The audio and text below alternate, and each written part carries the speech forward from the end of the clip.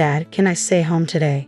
The 8-year-old boy asked, pushing his pancakes around his plate with a dollop of jam. Yegor looked up from packing his son's backpack, his expression softening. No, Vanya, I can't leave you alone all day. It's Saturday, and we might have to deal with some urgent surgeries. But we can stop by a cafe for ice cream afterwards. Come on, let's go. He finished his pancakes in a few quick bites and headed to get dressed. As he thought about his son, he felt a pang of sadness. Leaving Vanya alone at home was always tough, especially since Yegor had been working as a surgeon at a private clinic for the past 5 years. When Vanya was just 3, his wife had left him. She packed her things and left with a truck driver, leaving Yegor to manage alone. You ruined my life, she had shouted as Yegor came home to find her with another man. You made me have this child without even asking if I wanted one. Now, if you want to play house, do it without me. With that, she grabbed a few belongings and walked out. Vanya cried at first, missing his mother who had been part of his life. But over time, he began to forget. When he had asked Yegor about his mother, since all the other kids had one, Yegor could only explain that some things were beyond his control. At the clinic, the nurses adored Vanya, showering him with sweets and teaching him how to bandage wounds. Everyone understood how hard it was for Yegor to manage alone, so they made accommodations, letting him bring Vanya to work. Vanya, help me with the vitamins for the patients. Call Semenow from the 5th ward for his shots. Ivan Egorovich, could you please pass me the stethoscope? Vanya was always busy, sometimes doing his homework at his father's desk while Yegor was in surgery or on rounds. He was a diligent student and well-behaved. Vanya also visited the patients, greeting them and asking if they needed anything. The patients looked forward to his visits. His presence brought a fresh perspective to their routine days. Vanya would chat about the weather and the interesting things he had seen, and many noticed that they felt better simply from having him sit with them, talk, or hold their hand. When a patient's condition didn't improve despite the medication, Vanya would often greet them, hold their hand, or gently place his own hand on their clenched fist or worn palm. Remarkably, the next day, their condition would often show significant improvement. While no one truly believed he was a magician or healer, there was a hopeful, almost unspoken belief in the possibility of a miracle. Vanya, could you be a good helper and fetch the thermometer from the 3rd ward for Grandpa Petrovic? The nurse asked, handing him a simple task while she organized pills into cups. The 3rd ward was a bit isolated, with a faded, worn-out number on the door. The clinic was in the process of updating its signs, and this one had yet to be replaced. Vanya quietly opened the door, planning to ask who Grandpa Petrovic was, but was surprised to find only one bed inside. Nearby were some unfamiliar, sharp-looking instruments. He stepped in cautiously and approached the bed. Lying there was an elderly woman who reminded him a bit of their neighbor. She was hooked up to various tubes and wires and appeared to be sleeping. Intrigued, Vanya tiptoed closer to get a better look at her face. Her eyes had delicate wrinkles and her lips seemed to curve into a gentle smile. She must be a kind person, Vanya thought. I wish I had a grandmother like her. As he sighed and prepared to leave, he accidentally brushed his hand against hers. At that moment, something strange occurred. It felt as if Vanya was in a dream, watching scenes unfold from the side. He saw glimpses of her life. She was with a man in a white coat, then she was brought home by ambulance, and later she was seen emerging from a house with a bundle while the man brought her flowers. He saw her sitting on a couch, crying bitterly as the man comforted her. Then the images blurred and faded, leaving the final scene of her looking older and alone. At that moment, the door to the ward swung open. Vanya, what are you doing here? Yegor asked, standing in the doorway with surprise. Vanya, startled, quickly pulled his hand away, causing the visions to vanish. He stood there, looking around with a puzzled expression until his eyes met his father's, pulling him back to reality. What happened to this lady? Vanya asked, looking up at his father with concern. She's in a coma, Yegor explained. She fell down the stairs and lay there for a long time before anyone found her. Why didn't anyone help her? Vanya's sympathy grew as he approached the bed again, feeling a pang of sadness at her isolation. She fell early in the morning. Her neighbor noticed she didn't come out for her usual evening walk and went to check on her. When she didn't answer the door, they had to call the police to break in. She had been unconscious for a long time. But you didn't answer my question. I was sent to get a thermometer for Grandpa Petrovic, but I mixed up the wards, Vanya admitted, looking guilty. As Yegor prepared to leave, he turned back. And who was the girl you mentioned? Where did she go? Yegor paused in the doorway as Vanya recounted the visions he had seen. Yegor knew his son had a vivid imagination, but this seemed like an exaggeration. It sounds like you've been watching too much TV or sci-fi, Yegor said, trying to mask his frustration. He was almost on the verge of tears, not believing his son's account. The neighbor had mentioned that the patient lived alone. Since Margarita Fyodorovna had moved into the cottage, the only person around was the gardener, who happened to be off that day. If there had been someone else in her life, they would have contacted the clinic by now. Vanya considered this. Could his visions have been just a figment of his imagination? He began to think about his next move. Where does the lady live? He asked, trying to sound casually interested but already formulating a plan. It turned out the house was close to the clinic. At 8 years old, Vanya wasn't a baby anymore. He knew the clinic like the back of his hand and could easily slip out unnoticed. With summer upon them, he didn't need to worry about grabbing his hat and jacket from his locker, which could have gotten him caught. As Vanya approached the cottage at the address he'd been given, he was awestruck by the grandeur of the house. Wow, what a mansion, he thought to himself. He walked along the concrete fence, trying to peek through to see what lay beyond. Moving further down, he spotted a balcony with intricate railings on the second floor. Just as he was feeling disheartened and contemplating leaving, he noticed the mailbox. Something white was visible inside. After glancing around to ensure no one was watching, Vanya carefully retrieved the envelope from the mailbox. The seal bore unfamiliar, non-Russian characters that he had never seen before. Hastily concealing his discovery, Vanya realized he needed to leave before anyone caught him. With his father's surgery taking precedence, their cafe outing was off for the day. But Vanya now had something important to investigate. He quietly slipped into the ward where Margarita Fyodorovna lay. As he observed her, he noticed a subtle change in her cheek, a faint pinkish hue and the slight fluttering of her eyelashes.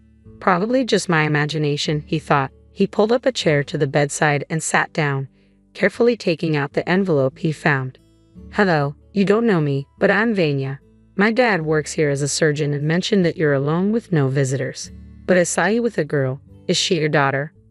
Vanya continued to talk, filling the silence. I was at your house. It's so beautiful and big. How can you live there all alone? It must be a bit scary. He gently placed the letter in Margarita's hand, and her fingers twitched slightly. For some reason, Vanya felt that searching for her here was the right choice. Just then, his father entered the ward and noticed the envelope in the patient's hand. Yegor said sternly, using his son's full name when he was upset. What's this? Where did this letter come from? It might be from Margarita Fyodorovna's daughter, he recalled, remembering her patronymic. We should probably read it. He looked at the nurse with a hint of urgency. What if it's from relatives? Yegor wrestled with his conscience over whether to open the letter, but practicality won out. The patient needed her family. The letter turned out to be from Margarita's daughter. She wrote that she had left her partner, Julian, and was returning to Russia. She was thrilled that her mother liked the house she had found for her and hoped to stay with her for a month while she found her own place. Well, she has someone after all, Vanya said, jumping with excitement. Yes, it's good news, Yegor thought, relieved he had opened the envelope. Now, they needed to find the daughter's contact details. He went through Margarita's personal belongings from when she was admitted, searching for a phone. If you want, you can stay here, Yegor said to Vanya, who nodded eagerly. When they finally found Margarita's daughter, Yegor was grateful that her phone wasn't locked. It was easy to find her contact details. After a few rings, the line connected. The daughter was at the airport, preparing to fly home to her mother. Yegor quickly explained the situation to her. She arrived with her suitcase and was ushered to Yegor. Despite her disheveled appearance and nervous demeanor, she immediately approached him. She had just managed to leave her partner, Julian. Though this thought briefly crossed Yegor's mind, he quickly focused on explaining the situation to Margarita's daughter and leading her to her mother's bedside. Vanya was still there. As the daughter saw her mother, she instinctively recognized her as the girl from Vanya's vision. She rushed to the bed. Mom, it's me, Lena. Can you hear me? Lena gently stroked her mother's hand, tears streaming down her face. I told you not to go with that Gerard. Why did you let me go? Nothing good came of it. And now you're lying here. Lena sobbed. Igor had to gently guide her to his office. Once Lena had calmed down with some valerian, he learned more about her. Lena was Margarita's only child. Her father had passed away 3 years ago, and they had run a family business together. The publishing house had flourished since her father's time. Business was thriving, and soon an international partner expressed interest in opening a chain of publishing houses in France. The partner also took a liking to Lena. He was a decent guy, and her mother enthusiastically supported their budding romance. Despite this, Lena couldn't envision a future in either the business or the relationship. Eventually, she felt compelled to return home, and that's when things took a turn. Dad, Lena, Vanya burst into the office, his eyes wide with urgency. They all rushed to Margarita's ward, where she was sitting on the bed, attempting to detach the wires and sensors connected to her. Mama? Margarita Fyodorovna, this is a nightmare, Lena exclaimed as she entered the room. Margarita glared at Igor with feigned indignation. Doctor, why have you entangled this poor woman like a fly in a web? Let me help. Igor rolled up his sleeves and began assisting in removing the sensors.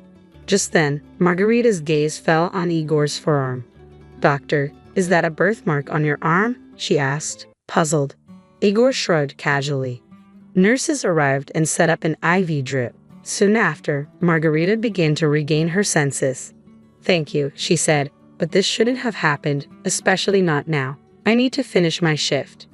With Igor's shift over, they were preparing to go home. Lena wanted to stay with her mother, but Margarita insisted she get some rest after her trip, assuring her that she wasn't in immediate danger. After some discussion, they invited Lena to join them, and she accepted gladly. On the way, they stopped at a supermarket, bought ice cream for Vanya, some fine wine for themselves, and tried to make the best of the day. During the drive, Lena shared more about her family. We were overjoyed when our son was born, she began. He was a healthy, strong little boy. I thought I was a good mother because he was always well fed. I played with him, sang him songs, and took him for walks. But once, when he was just 8 months old, I ran into a store for less than 5 minutes to get some formula. When I came out, the stroller was empty. I nearly lost my mind.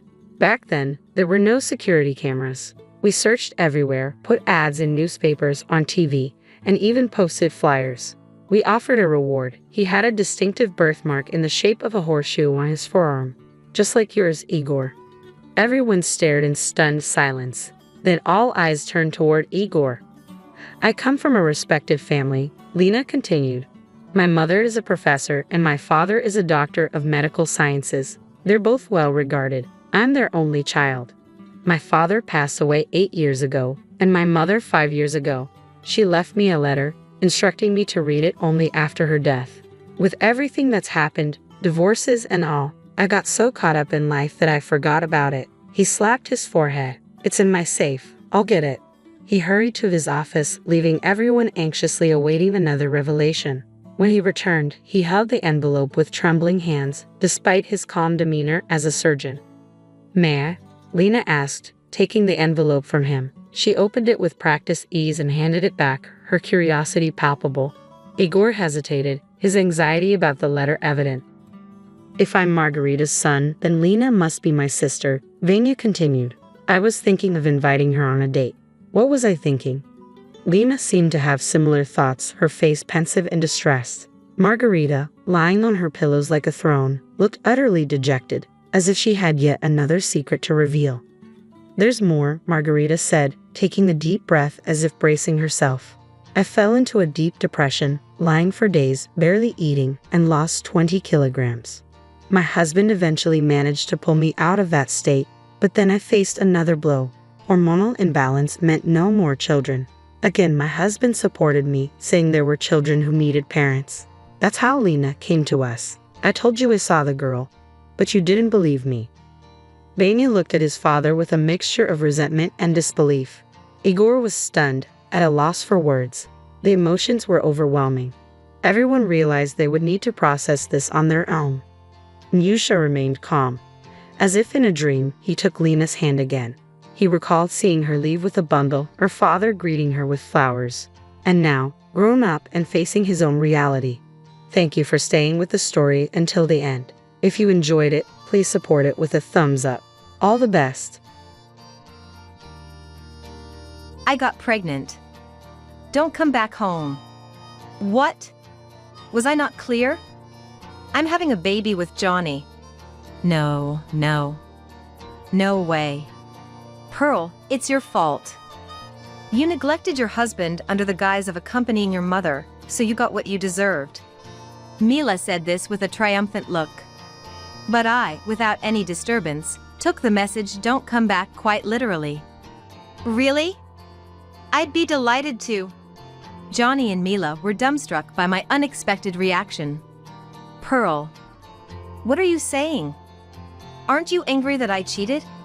Well, I was surprised at first, but not angry. Besides, I have a new home now. New home? What's that about? Yes, I have somewhere else to go. I don't need to bother with Johnny, whom I can't trust anymore. Mila can have him. I muttered that to myself. And these two were about to face an incredible disaster. I am Pearl, a 43-year-old working mother in construction. I have had a best friend from childhood, Mila. We've been hanging out since we were little. But in middle school, we became like delinquent friends due to our rebellious natures. That continued until high school graduation, but as we grew up, our lives took completely different paths. I have always hated studying, so instead I worked on self-improvement in my 20s, such as earning certifications. My efforts paid off, and my career got on the right track in my 30s. On the other hand, Mila spent her 20s and 30s partying, believing it is a waste not to. Now past 40, both unmarried. Mila didn't seem too concerned. But I, raised by a single mother after losing my father young, wanted to get married and repay my mother's upbringing. At work, most men close to my age were married. I casually asked my boss if he knew any eligible men. He introduced me to a single man close to my age. That's how I met Johnny. He was 2 years older than me, a construction company president. Serious and dignified. Johnny, who inherited the company from his parents, was work-focused like me. Busy with work and acquiring certifications, he hadn't been much interested in marriage. We clicked over having a lot in common, so we started dating. Within a year, we promised to marry. I told Mila the news. Really? That's great, Pearl. Congratulations. Thanks. Sorry I'm getting married before you. Don't worry about it. Just be happy. Mila seemed genuinely happy for me. Thank you. You must come to the wedding. Sure. I'll look forward to it. After informing Mila, all that was left was preparing for the wedding. Tomorrow, I'm visiting Johnny's family home for the first time. I was in a flutter of excitement. But I didn't know that the happiness would end in a blink of an eye. The next morning, I was getting ready with enthusiasm. What would Johnny's house be like? Though it's his family home, his parents have passed away. It's where Johnny now lives alone. I've always wanted to see his house. But he never invited me. It's quite far from my house, near the foot of a mountain. I planned to drive there, but Johnny offered to pick me up as the house was hard to find. Johnny said shyly while driving. Well, it's quite rural, so don't be shocked. No, I prefer quiet places to busy ones. Is it peaceful countryside? I'm really excited. I tried to lighten the mood, however. Johnny looked hesitant. It seemed like he wanted to imply don't expect too much. But to me, it's where my beloved one lives. The thought of seeing that was exciting. We drove over an hour after entering the neighboring town. We entered a dark bamboo grove, far from a peaceful pastoral scene. The car stopped in a place that felt like a creepy, abandoned area. We're here. This is my house, Johnny said, and where he dropped me off was a garage surrounded by debris. In front of me was an old house, probably over 100 years old. So this is your... Yes, this is my house. It's quite old, but it's well built, Johnny replied. I stood gaping, looking around every corner of the house. The property was large, but I naively thought that after marriage he would move out. However, Johnny's next words shocked me. "Well, come on in. This is the house we'll live in together forever, so don't be shy." "What? Living in this house forever after marriage?" I asked Johnny, feeling faint. Are we going to live here? It's nearly 2 hours by car from my office." Pearl, you can quit your job after we're married. My earnings are enough for us to live on." I was stunned by Johnny's unexpected words. We had discussed our jobs, but he never mentioned wanting me to quit after marriage. "Why? I told you I love my job. Why decide I should quit without discussing it with me?" Even when I questioned him, Johnny looked puzzled and answered, "Isn't it common sense for a woman to become a housewife after marrying a well-off husband? My mother did the same. I thought we had a mutual understanding without saying." I stood there, dumbfounded. I hadn't expected such an old-fashioned mindset in this day and age. From here, not only my company, but also my mother's house was far away. I currently live with my mother, and moving so far would be inconvenient. I was planning to discuss these things, but my mind went blank and I couldn't find the words. The house, indeed old and sturdy, had crumbling walls in places, and the floors creaked. The shower and toilet were outdated, and with few rooms, it would be inconvenient if we had children. Could I really live in this house forever? Seeing my anxious face, Johnny tried to calm me. "Don't worry. It might take some getting used to at first, but the charm of an old, antique house is great. You'll find it comfortable soon." No, that's not the issue. I wanted to say, but couldn't. For now, I decided not to say anything and asked him to take me home before it gets too late. "You should stay over, it's far," Johnny casually said, but I was not in the mood to stay. That night, I lay in bed early and thought, right, we might start in Johnny's family home, but we can move eventually. I've been working all this time and have some savings. Surely Johnny can afford to build a new home. I decided to discuss this with him next time. On my next day off, I talked to Johnny about moving into a new house. But he didn't seem keen on the idea. "Why? It's a waste to move when we already have a house," Johnny said, already set on living in his own home. Am I being selfish for caring about convenience to my workplace and family home? I felt a rising irritation. Yet, I didn't dislike Johnny, and we got married as planned. The wedding was grand, befitting a construction company owner. Mila attended, of course. Flashy and youthful-looking Mila stood out, attracting male attention. Even Johnny the groom. "That beautiful woman is Pearl's friend?" he asked. I felt a twinge of jealousy, despite being the bride. The wedding ended without a hitch, and our married life began. Johnny lived leisurely in his familiar home. I resigned from my job and became a housewife, but felt somewhat uneasy. So, I hatched a plan. Then one day, I received a call from the hospital where my mother was a patient. She had suddenly fallen ill and was hospitalized. I rushed to the hospital and entered the room where my mother is in. "Mom, are you okay?" "Pearl, sorry for worrying you," my mother replied, looking very unwell. According to the doctor, her condition wasn't good, and she needed a long-term hospital stay. I returned home to take care of my mother for a while. Then, I packed my things and told Johnny that I'd be away for some time to accompany my mother. But Johnny didn't seem too concerned about her. "Ah, I see. Well, take your time," he said casually. I frowned at Johnny's reaction. It sounded as if I was going out for fun, despite me saying I was attending to my seriously ill mother. Yet, Johnny looked displeased at my expression. "Huh? What's with that face?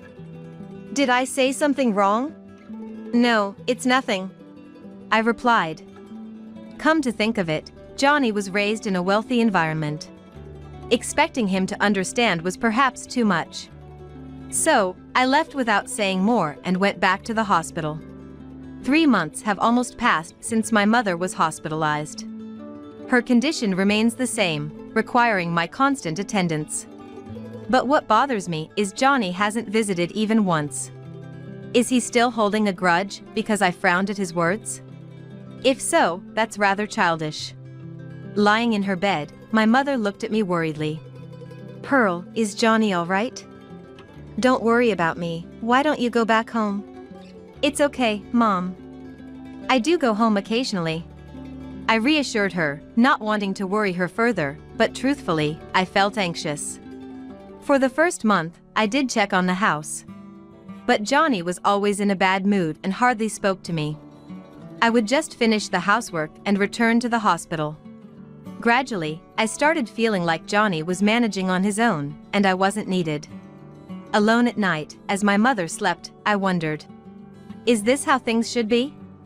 Months passed with me lost in these thoughts, when I received a call. It was Mila. "Hello? Pearl, it's been a while. Just thought of you and called." "Mila, really long time. How have you been?" Her voice uplifted my spirits. But something in Mila's reply seemed hesitant. Yeah. I'm fine." "Oh, okay." I felt the conversation turn awkward, beginning to feel unsure of what to talk about next. Then, Mila broached a new topic. "Hey, when are you coming back home next?" "What?" I hadn't told Mila I was staying away to be with my mother. Her question took me by surprise. But since she reached out after so long, I recovered myself and asked her back. "What's up, Mila? Did you call for something specific?" No, nothing. Just wanted to hear your voice." As Mila spoke.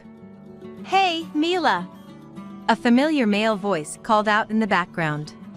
Mila gasped. "Oh," and hurriedly ended the call. That voice.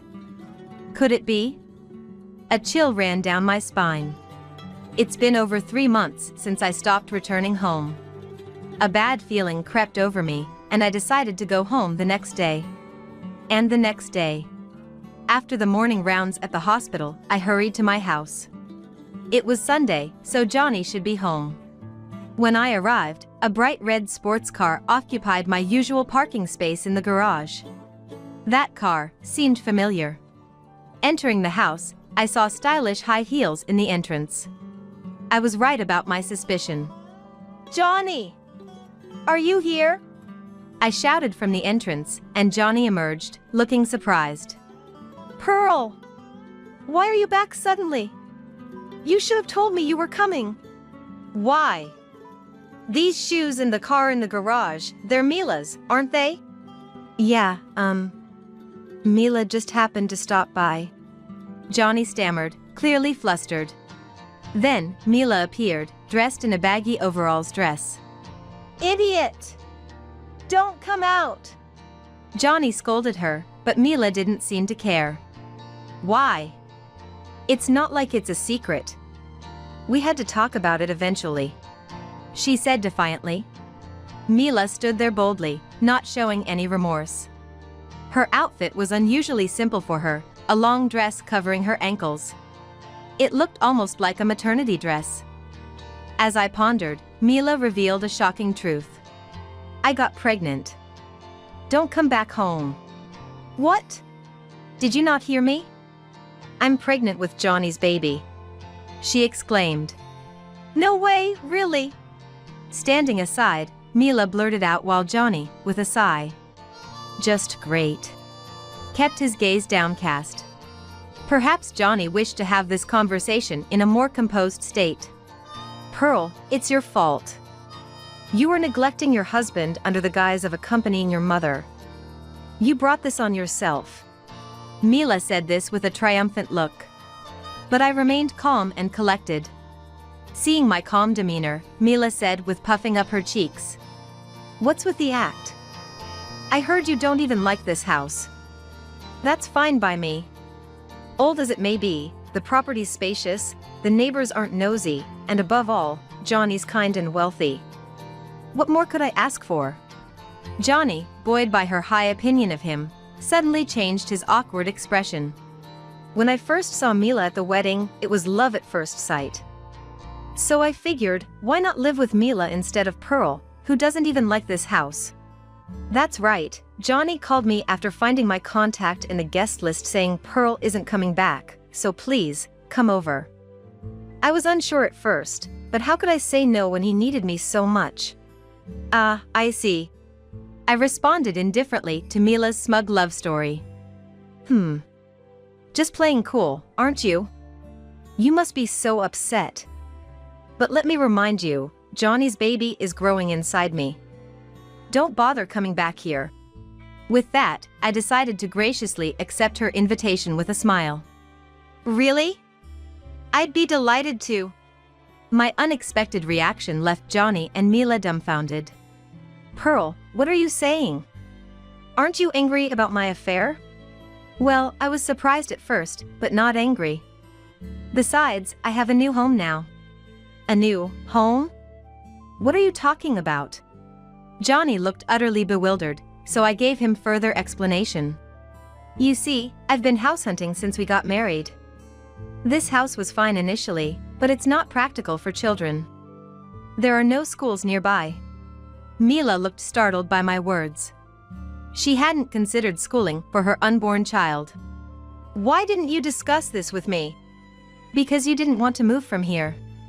So, I took it upon myself to find something. But that's no longer your concern. What do you mean? Johnny can be so oblivious. He had an affair and even got her pregnant. There's no way we'd be moving together now.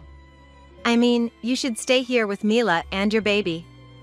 You're well off, so just enroll your child in a distant school and drive them back and forth. As I spoke, Johnny nodded. Right. In agreement.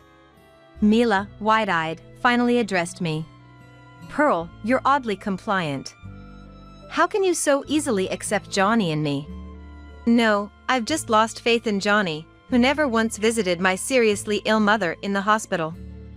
I've decided to live with her in the new house. We've arranged for home nursing care. Are you really not angry about the affair? You won't demand compensation later? Johnny is always so self-centered. The epitome of a coddled upbringing. Don't worry. I'm not that petty. I replied with a slight smile. I knew they would face their own karma eventually. And so, Johnny and I divorced. I moved into the new house with my mother. It's barrier-free designed, so she can recover comfortably. It's also close to the hospital, which gives me peace of mind. As for Johnny, he began his married life with Mila in that house. Mila's belly was getting bigger, but there was no hospital nearby. So, for checkups, Johnny apparently had to drive for over an hour to take her. Even then, they might have been able to have a happy married life. After a while, I got a call from Johnny. Hey! Why do we have to leave our house? I thought the day had finally come. Did your uncle visit? Yeah, he did. Did you know and hide it from me? Johnny's uncle is his father's brother. Huh? You should have known. That our house is owned by your uncle. Oh. It seemed Johnny had forgotten that and continued living in that house. I learned this when I visited Johnny's relatives before our marriage. When Johnny's father, the eldest son, was dying, he entrusted the ownership of the family home to his younger brother, the uncle. It seems they thought Johnny was too unreliable to inherit it, even though he was the successor. In other words, Johnny was living there with his uncle's permission. I totally forgot about that. But yesterday, my uncle suddenly came and said, I believe I told my wife that I was selling this land. Why did you keep such an important thing a secret? Hearing this, I think your uncle is quite the actor. I couldn't help but to laugh inwardly. I had told the uncle everything up to our divorce. He was furious and promised to give Johnny a hard time. I'm sorry. I was about to tell you about selling the house, but then you got Mila pregnant. I thought it would be best to leave the rest to you too. But it's okay. You have enough money to move anywhere, right? Yeah, about that. Johnny's voice suddenly turned gloomy. I knew what he was going to say, but pretended not to know. What happened? I got demoted from being the president. My uncle said I was too unreliable and the employees wouldn't follow me. He told me to start over as a regular employee. So my salary is less than half now. Oh, really? I responded nonchalantly, but I already knew all this from Johnny's uncle. Mila is angry. She wanted to remodel and expand the house into a spacious mansion on the land we lived in. After hearing about moving and the salary cut, she hasn't spoken to me since last night. What should I do? Johnny sounded almost tearful. Mila was indeed after Johnny for his money. Well, that's not my problem anymore. You should figure it out yourself. What? No, wait! Johnny tried to stop me, but I didn't care and hung up. The next moment, Mila called. I didn't want to answer, knowing what it was about, but she would probably keep calling if I ignored her. So I reluctantly answered. Mila's voice was furious. Hey! What are you going to do about this? It's all your fault, Pearl. I thought I had married a rich man. Mila spat out the words I expected. Well, it's not so bad. Johnny is a kind husband to you. And it's not like he is unemployed. That's not good enough. You knew, didn't you? That we had to move out. And you kept quiet. That's so unfair. What if I had told you earlier? If the ideal life for you became impossible, you would have left. That would be sad for the baby. Mila had no comeback to that. Whatever life you lead, you're going to have a family now. You need to do your best. I said just that and hung up again. I had no resentment left for losing Johnny. I just realized I had a poor judgment of men. Forced to move, Johnny and Mila apparently moved into Mila's parents' house. Though her parents were angry about Mila marrying Johnny, who took me away, they warmly welcomed them for the sake of their coming grandchild. Then, years later, Johnny and Mila, with their child, came to see me. I hadn't told them where I moved, but they had seen me in town and followed me to find out where I lived. I wondered why they went to such lengths. Pearl, are you there? Actually, I came by because my child's kindergarten entrance exam results were announced today, and we were in the area. Mila barged into my house with her affected tone. Even as a mother now, she still sports flashy makeup and fashion. I didn't really want to see her, but fearing what she might say if I acted coldly, I responded. You haven't changed. So? How did it go? I wasn't interested in Mila, but knowing she'd start something anyway, I asked. Listen to this. My child got into the best kindergarten in the area. Ah, so you came all this way to tell me that? Well, congratulations. She clearly came to boast. That's right. My child takes after the father in intelligence and, thanks to resembling me, made a great impression at the interview. Mila droned on with her bragging. Oh, is that so? Good for you. I replied sarcastically, to which Mila, disliking my tone, glared at me. Despite someone's doing, we're happily living as a family now. Having a marriage and a family is wonderful, isn't it, Johnny? Yeah, that's right. Johnny, who had been silent behind Mila, finally spoke up. Their son, indeed resembling Mila, glared at me with a proud expression. He seemed to have inherited Mila's high pride too. Speaking of the top kindergarten. Ha ha ha. Single woman like you wouldn't know about kindergartens, right? It's Nakatani Kindergarten nearby. Mila scoffed at me, so I quickly retorted. What? Who's single? I'm remarried. At this, both Johnny and Mila looked shocked. You're kidding, right? Isn't this your childhood home with your mother? Yes. I have my husband living here with me. As I said this, my husband Barrett appeared. Guests? Please, come in. Ah. You are. Seeing Barrett, the two of them exclaimed in surprise. Recognizing them, Barrett responded in a reminiscent tone. "Ah, you must be Christy's parents from the other day's interview." The interviewer, was it?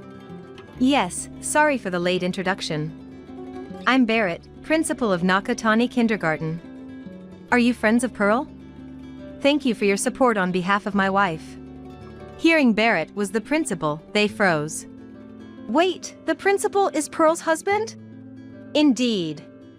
Who would have thought someone like you would marry the principal of a prestigious private kindergarten? How did you meet?"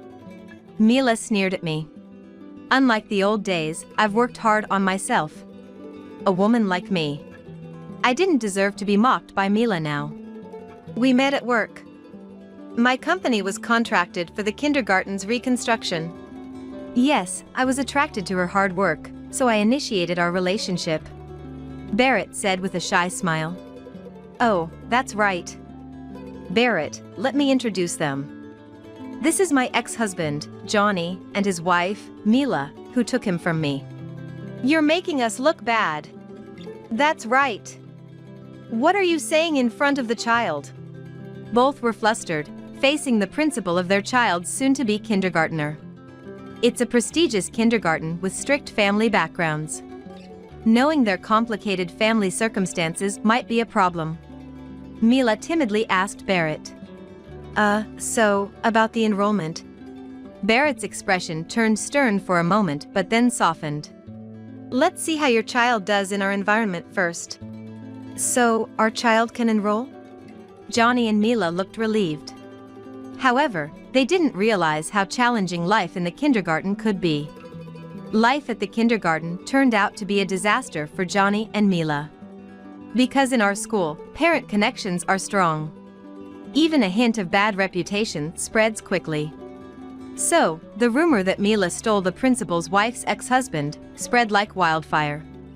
Since it's a gathering of parents who are serious about their children's education, such rumors quickly isolated Johnny and Mila among the other parents. The parents' behavior negatively impacted the children. Innocent Christy ended up isolated from his friends, crying every day. "I want to quit kindergarten." It was sad to see. Eventually, they had to leave the kindergarten, and Johnny's family disappeared from our lives.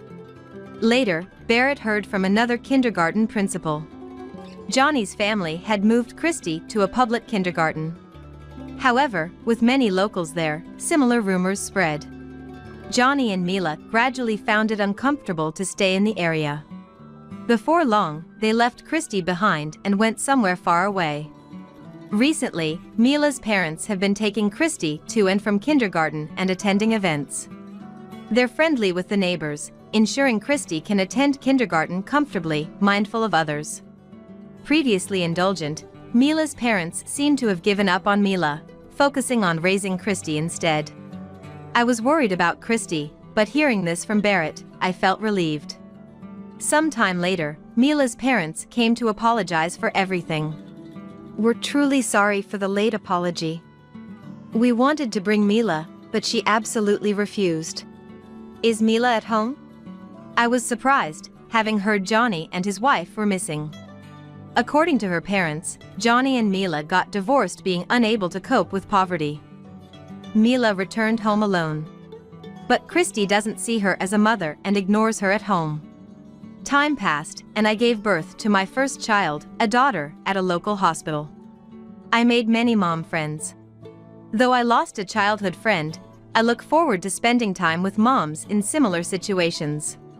Barrett took paternity leave and is being a supportive father. This might be my happiest time. No, I shall continue enjoying parenthood, blessed with a good family and friends.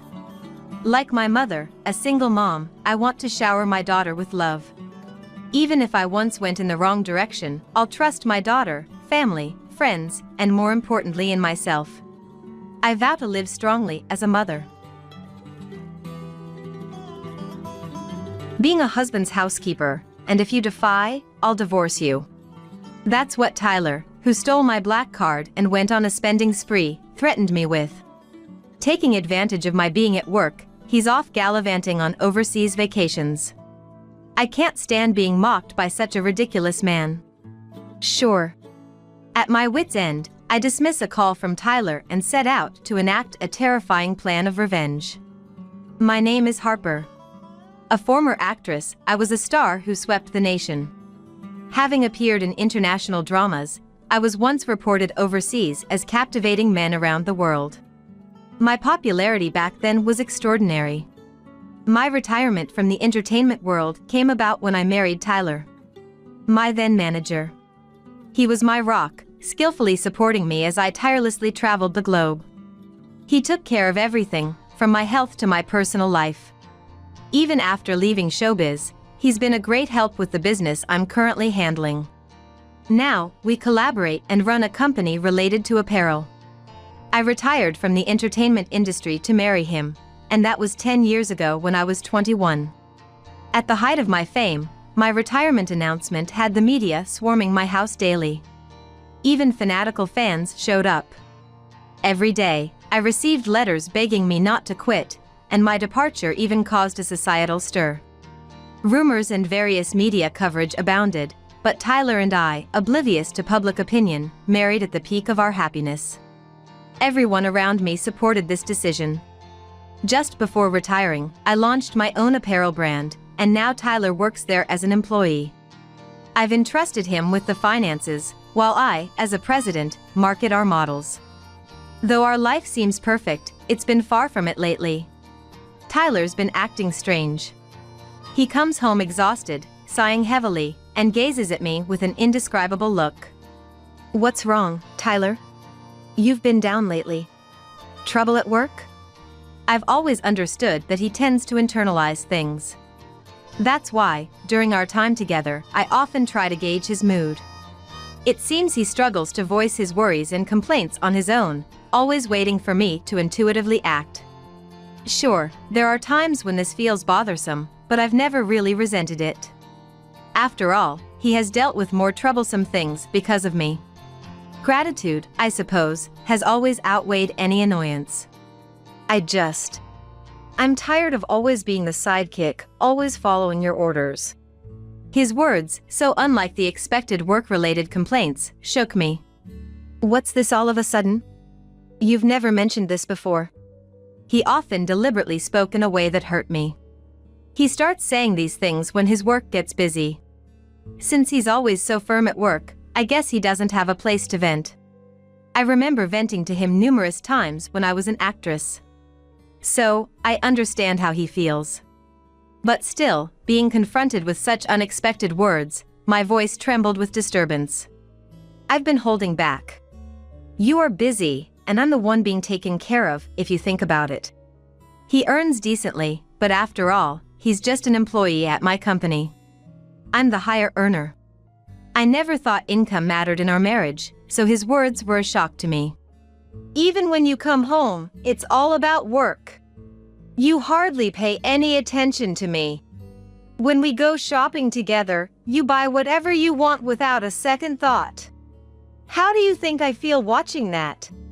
I'm actually quite patient. Why can't you be more considerate? He, pouting like a spoiled child, looked at me with dissatisfaction. Honestly, his words irritated me. Our household mostly runs on my income. I told him he could do whatever he wanted with his salary. It's my way of thanking him for all the trouble he's gone through for me. There were times when we were poor, and he supported and provided for me. I thought I was repaying him for all his sacrifices, even until the day I retired, by letting him use his time as he pleased. It's heartbreaking to hear such ungrateful words from him. The clothes and accessories I buy during our shopping trips are from money I saved. If anything, I'm the one who's been holding back. These thoughts flash through my mind, and anger starts to build within me. Harper, you're just too free. I want more time off, and I'd like to travel leisurely. The job at the company pays well but leaves no time. I joined your company specifically to ease your burden. Don't I deserve some gratitude? Instead of prioritizing your time, give me some time to rest too. When I retired, he chose to continue in the entertainment industry as a manager, staying behind while I left. But when my business started taking off after we got married, Tyler changed his mind and wanted to be my support. If I join the company, you won't be lonely, right? I want to be there for you, Harper. Since I wanted to spend more time with him, I agreed to let him join our company. I never asked him to join, so why am I being treated like this? Isn't this life enough?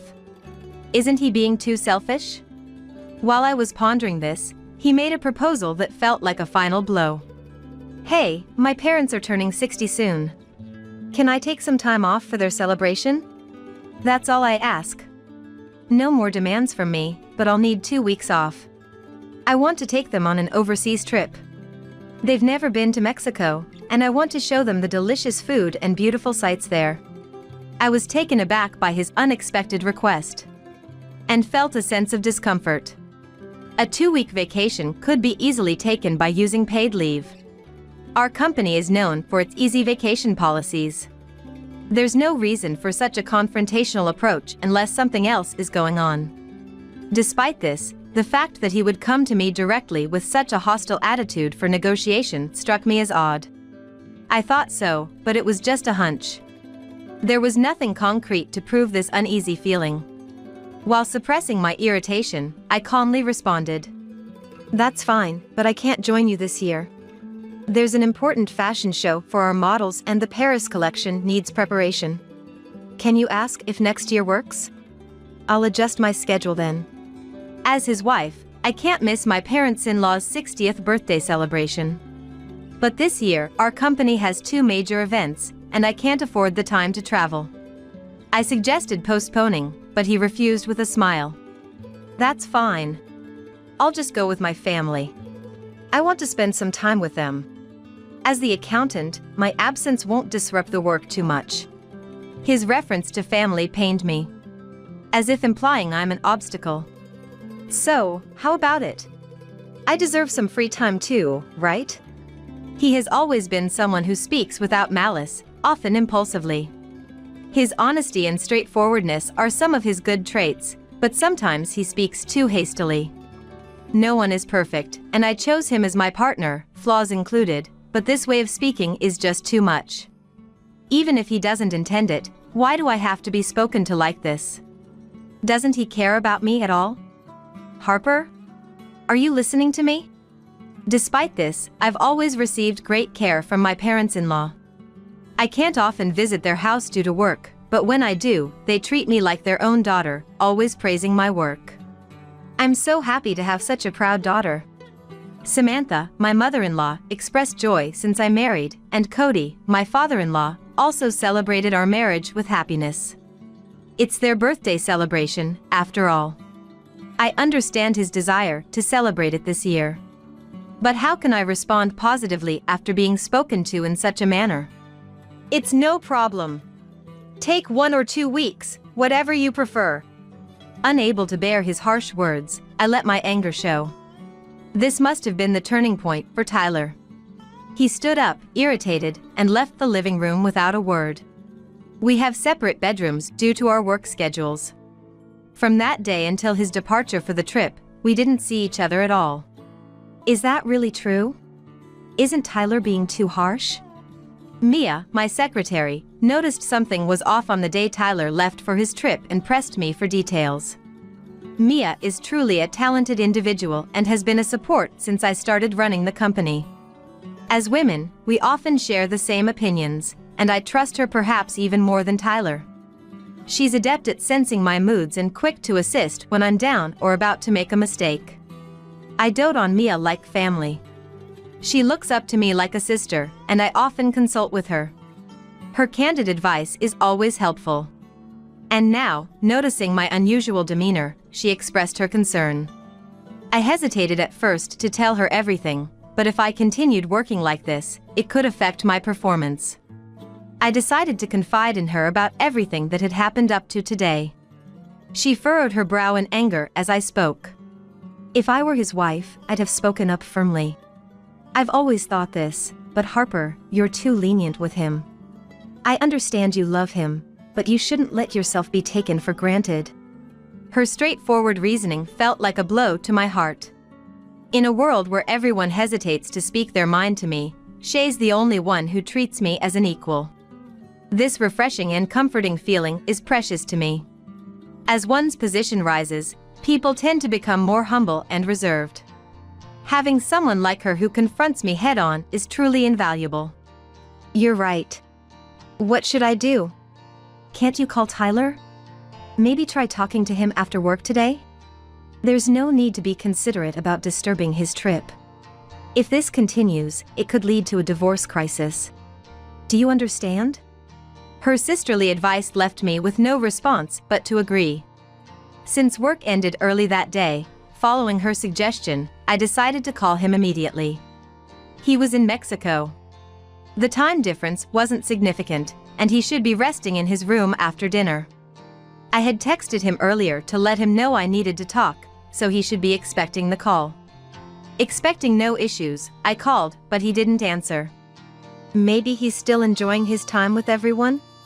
I'll try calling again later. I tried calling every 30 minutes, but still no answer. Worried, I contacted Samantha to inquire about Tyler's well-being. Hello, Harper. Sorry we went on this trip just with our family. Cody and I told Tyler we'd prefer if you were with us, but he insisted. Samantha used to be strict and education-focused, as Tyler once told me. But now, she's kind and always concerned about my busy life, offering comforting words. No, I'm sorry I couldn't make it this year due to our company's busy schedule. Next year, I'll make time for a proper celebration. Oh, don't worry about it. Just the fact that you're giving us such a wonderful trip is more than enough. Samantha's kind words with a smile made me feel uneasy. A trip is a gift? Hearing a word that was unfamiliar to me, I asked Samantha to clarify. She seemed surprised by my question and explained the situation with a tone of shock. Oh, isn't that right? I heard from him that this trip was fully funded by you since you couldn't join the trip. Wait, what? I screamed out loud, completely unaware of this story. Samantha must have realized from my reaction that I knew nothing about it. She hurriedly continued her explanation, seemingly puzzled. Isn't this trip arranged by you? He paid for everything using your credit card, so I thought it was a gift from you. The trip included Samantha and Cody, of course, as well as my sister-in-law, Luna, and her husband, Tommy. 5 people in total. Even a conservative estimate for flight costs alone would be around $300 per person. With other expenses included, the total would easily surpass $1,500. Using such a significant amount of money without consultation was completely out of line. Especially since I've been managing our living expenses. He doesn't gamble, his salary should be entirely at his disposal. He should have more than enough income to cover such costs himself. Yet here we are. With him not answering my calls, my emotions were filling with anger. Samantha, sensing my distress, spoke with concern. Harper, are you okay? We'll repay the full amount later. Tyler wanted to cover all the travel expenses, which felt odd to us. Cody and I were planning to visit you later, since we haven't seen you in a while. This trip might have been orchestrated under unbelievable circumstances. Samantha thought, and with a tone of concern, she spoke to me considerately. You are not at fault. Please use that money for your enjoyment, as it's also a celebration for you. I'll make sure Tyler takes care of the bill. Could you tell me more about how this trip was planned? I wondered what he was up to, not answering my calls. This trip must have been meticulously planned months in advance. He was using me, capitalizing on my ignorance. Such thoughts began to emerge at that moment. Then, as I heard more from Samantha, I learned a shocking truth. The trip was initially proposed by Luna and Tommy. Incredibly, it wasn't Tyler who suggested this, but Luna and Tommy, who always nitpicked at me. Tommy, an executive at a rival company. Tommy, looking down on me for being a female CEO and considering our companies our rivals, always seemed displeased when we met. Luna, always full of pride, had a grip on Tyler even before our marriage, and he couldn't stand up to her. It seems they didn't like him showing me any affection. It seems they disliked the affection Tyler showed towards me. Even though they conveniently used him themselves, they couldn't stand him being even slightly nice to me. Both Luna and Tommy, always competitive, disliked me, and I tried to keep my distance from them. However, they targeted me and persuaded Tyler to plan this trip. It's likely that his aggressive confrontation with me that day was instigated by Luna and Tommy. They probably wanted him to create a situation where I would be the unwanted one, as they thought they couldn't enjoy themselves with me around. They chose a day when they could make me an outcast and brought Tyler along to provide the funds. I'm so sorry, I didn't know anything about this. Tyler told us not to contact you directly because you were busy. Samantha apologized. If Samantha, Cody, and I, unaware of the plan, had communicated, the plan would have been exposed, potentially straining my relationship with Tyler. To prevent this, Samantha and Cody were instructed to restrict their actions. To prevent any disruption of their plan, it was necessary to impose certain restrictions on Samantha and Cody beforehand. For them, unaware of how busy my work schedule was, Tyler's advice was taken as an absolute directive. They adhered strictly to his words, deciding to thank me only after they returned from the trip. Harper, did you give Tyler a credit card or something? He was making payments with a black card I've never seen before. What? Samantha's frantic behavior suggested that Cody was also listening and had a question for me. The moment Cody mentioned the black card, I hastily checked the contents of my safe. The black card he referred to was the important credit card used for company expenses. Only Tyler and I, who knew the safe's password, could access it. I had trusted him enough not to suspect him of stealing, but the credit card that should have been in the safe was missing, revealing that he had been secretly embezzling company funds. As the accountant, he could freely manipulate the records. He had exploited his position, misusing company funds for personal gain. Realizing this fact, my anger reached its peak, and I shared the story with Samantha and Cody. Both of them were shocked to learn this astonishing fact. They must have been dumbfounded. Falling silent as if they had lost their words, Samantha seemed to be panicking in a flustered manner. What should we do? Are we complicit in this embezzlement? We'll return to the US immediately with Tyler. Even though we didn't know, we're still complicit. We'll accept our punishment when we get back. Cody's words, full of responsibility, made me deny their need for punishment. It wasn't Samantha and Cody's fault. They were completely unaware of the scheme orchestrated by Luna, Tommy, and Tyler. Punishing them was out of the question for me. Cody, that's unnecessary. You two were deceived by Tyler and knew nothing. You're not at fault. But I can't let them get away with this. Can you help me with something I'm planning? Sure. I've been ignoring what Tyler has been doing all this time, and that was my mistake. He's been making a fool of me, thinking an apology would suffice if he got caught. This isn't just a marital issue, it's a company issue. I need to teach him a lesson. All right. We'll help with anything we can. With this, I laid out a revenge plan to them. I was surprised at my own capacity for such a scheme, but my affection for Tyler had clearly ended. Filled with hatred and anger, I revealed my terrifying plan, initially bewildering Samantha and Cody. However, realizing their responsibility as parents, they made a decision. They agreed to my plan, choosing to be my allies in this matter. During this discussion, Tyler unexpectedly called me. I ended the call with Samantha and Cody to answer his call. What's up? Having a family trip and still wanting to talk about something important? His sarcastic words only increased my irritation. You took your time to call. What were you doing? Just having some drinks at a bar with Mom and the others. This confirmed his lie. I had just been on the phone with Samantha and Cody, and there was no noisy bar in the background. Moreover, there was no reason for them to lie to me. Likely, Tyler was out drinking with Luna and Tommy. His words, so dismissive of our time and relationship, confirmed my feelings had completely cooled. Oh, is that so? By the way, Tyler, you haven't been doing anything with the company's expenses, have you?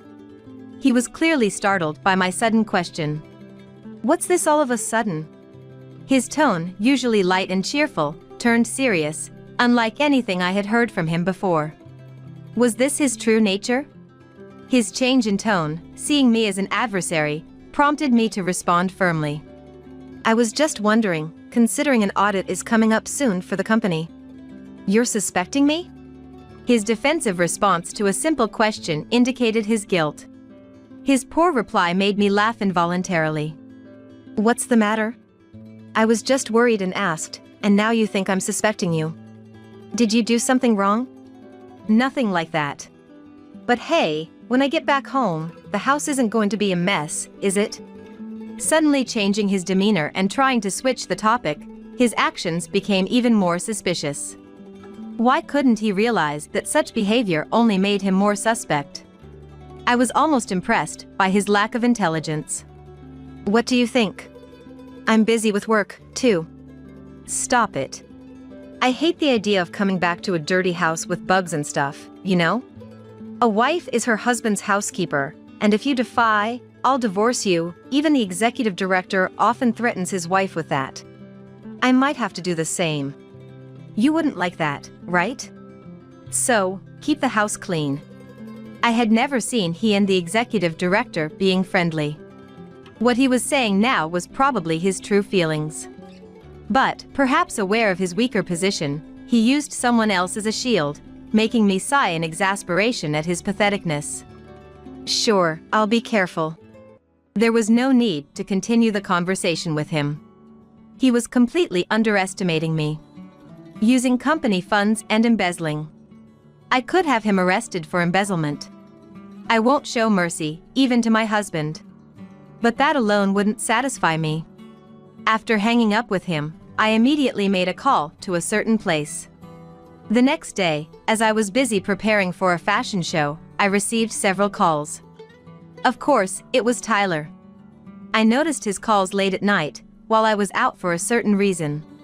Fortunately, Mia was with me, so she drove while I answered his call. "You're late. What have you been doing?" His rough tone, heard through the speakerphone, surprised both Mia and me. "Just work, what else?" "Harper, did you do something yesterday?" "Something? What do you mean?" "Don't play dumb. Tell me the truth. What did you do?" Tyler was in total panic, and in the background, I could hear several Mexican men confronting Luna, Tommy, and Tyler. "It sounds noisy. What's happening?" "It's nothing." He suddenly became flustered after shouting. Realizing he'd be at a disadvantage if he spoke out, he struggled to find the right words. His behavior was so bizarre that I decided to explain the situation to him. It was time for him to taste true despair. "Too bad. You were supposed to be enjoying a lavish time in Mexico, but now you've woken up from that dream overnight, right? But it's your own fault for misusing someone else's money. Did you do something, Harper?" While he was reacting strangely, I explained what I had done the previous day. I contacted the president of the credit card company I had a contract with. Despite the late hour, the president, always grateful for my patronage, agreed to suspend the company's credit card early in the morning. If a credit card is misused, the company doesn't have to pay the shop, so the shop bears the full loss. However, this time, since the payment was supposed to be made in full at the hotel checkout, Tyler, unable to use the stopped card, was now stranded and being questioned at the hotel reception. "Tyler, Mom and Dad have already checked out. The cab they reserved took them away, so there's no one to pick you up." Luna, cornered, desperately asked Tyler what to do. Hearing this, he became even more panicked and turned his anger towards me. "Doing such a thing, you think you can get away with it? Are you okay with us getting divorced?" "Please do. In fact, I prefer divorce from a husband who embezzles company funds. I've already spoken to the lawyer, and will proceed with the divorce proceedings." He, flustered by my unshaken demeanor, realized his mistake. "I've been silent about everything you have done so far.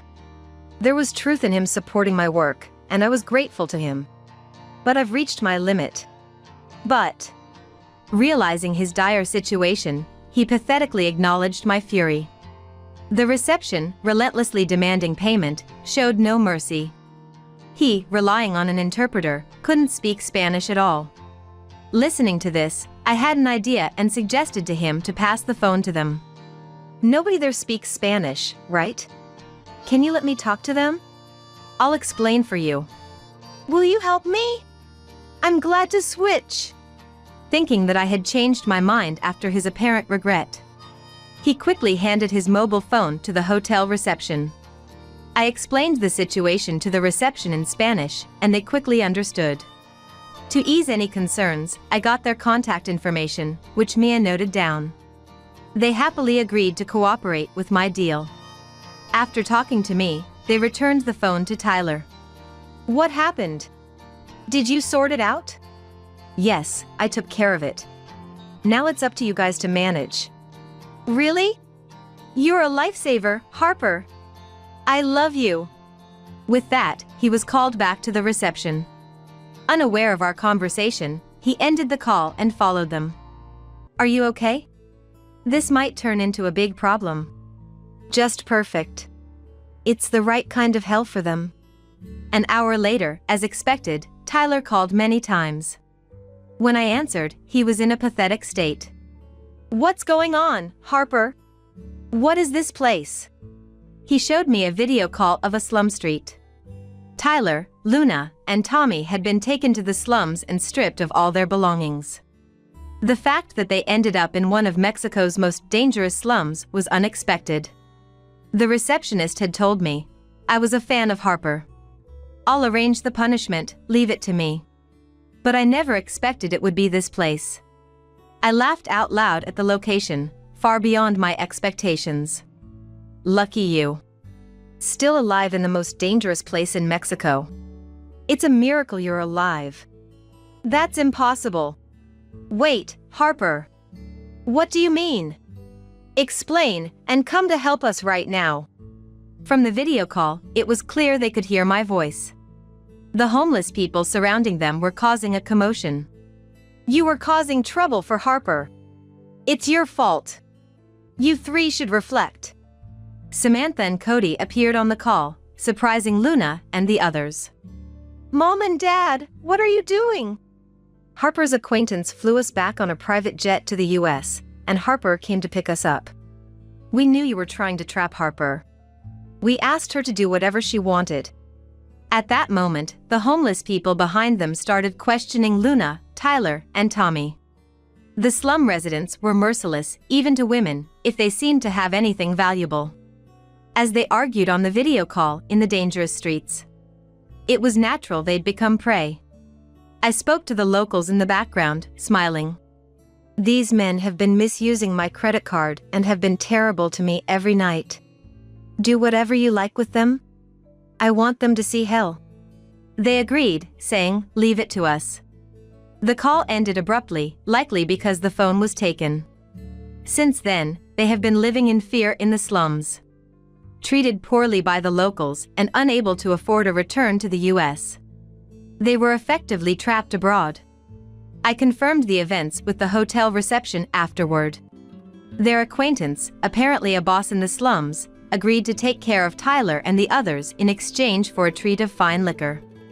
The agreement was made on the condition that they'd be safe from life-threatening situations. In return, I agreed to sing at their hotel, the only song I released during my active years. The song you released is still my treasure. Your thanks can be in the form of a song, so come stay at our hotel. I'll tell the manager to give you the best service. With this, I successfully took my revenge on Tyler and the others. Since then, I've managed to divorce Tyler with the help of the men from the hotel. I feel relieved and am spending enjoyable times with Samantha and Cody.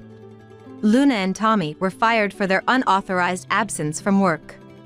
Without their phones, they couldn't contact anyone. Samantha and Cody explained the situation well, so it didn't become a police matter, and no one else cared about them. Thus, my ties with Tyler were completely severed. Since then, I've been focusing on my work and enjoying life. Occasionally, I call the hotel reception to check on Tyler and the others, who are still living in a hellish environment. I feel no pity for them, despite the severity of their punishment.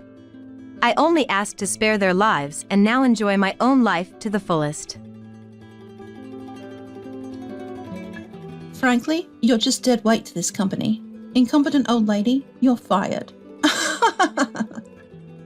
Ever since the president's niece, who came from the head office, became the head of our department, the workplace atmosphere has turned sour. She fell head over heels for a male colleague and persistently clung to him, neglecting her work. Because of this, we subordinates have been swamped with overtime, with even our lunch breaks getting cut short. Moreover, even consulting with the president brought no solutions. Then one day, the department head handed me my dismissal. At first, I couldn't accept it, but continuing to pour my efforts into this company seemed senseless. I appreciate everything. With those words, I left the office. In my heart, I thought, you'll regret this too late, muttering to myself. My name is Chloe, 51 years old. I work as an office worker at a subsidiary of a certain corporation. While both men and women are increasingly remaining single for life, I am single too. I've always been a workaholic, preferring work over marriage. In my 30s, I sometimes panicked. I might end up alone forever if I don't get married soon. But around the time I turned 40, I became less fixated on it. Even now, I think I'd consider marriage if the right opportunity came along. My relationships at work were excellent, especially the younger colleagues who looked up to me, often inviting me out for meals or drinks and coming to me for advice. My days were fulfilling. However, everything changed when our department head was replaced. The new head, Aurora, a 39-year-old single like me, transferred from the head office, the president's niece. She fell for Benjamin, a male colleague in the same department. Benjamin is 45 now. He's a clean-cut guy, popular among the younger female staff.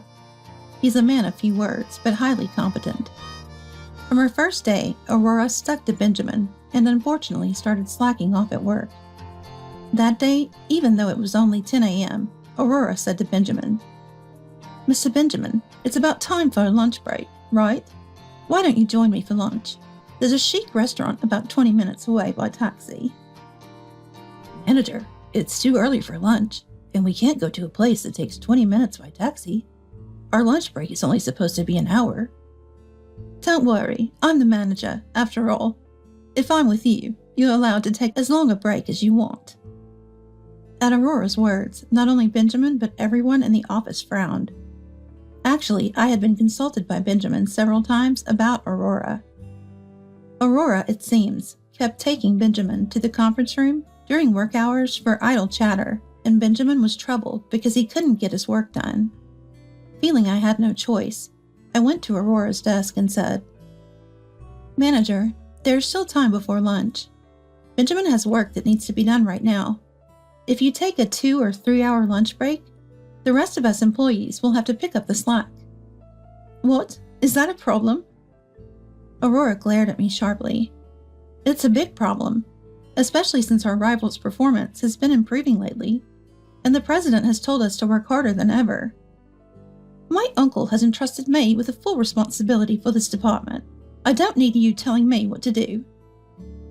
I couldn't believe these words were coming from someone about to turn 40. The excessive overtime and inability to take a proper lunch break for us other employees were due to Aurora disrupting Benjamin's work. Moreover, Aurora would swiftly leave work as soon as it was time to clock out. Even if our beloved Benjamin was working overtime, she preferred to leave right on time.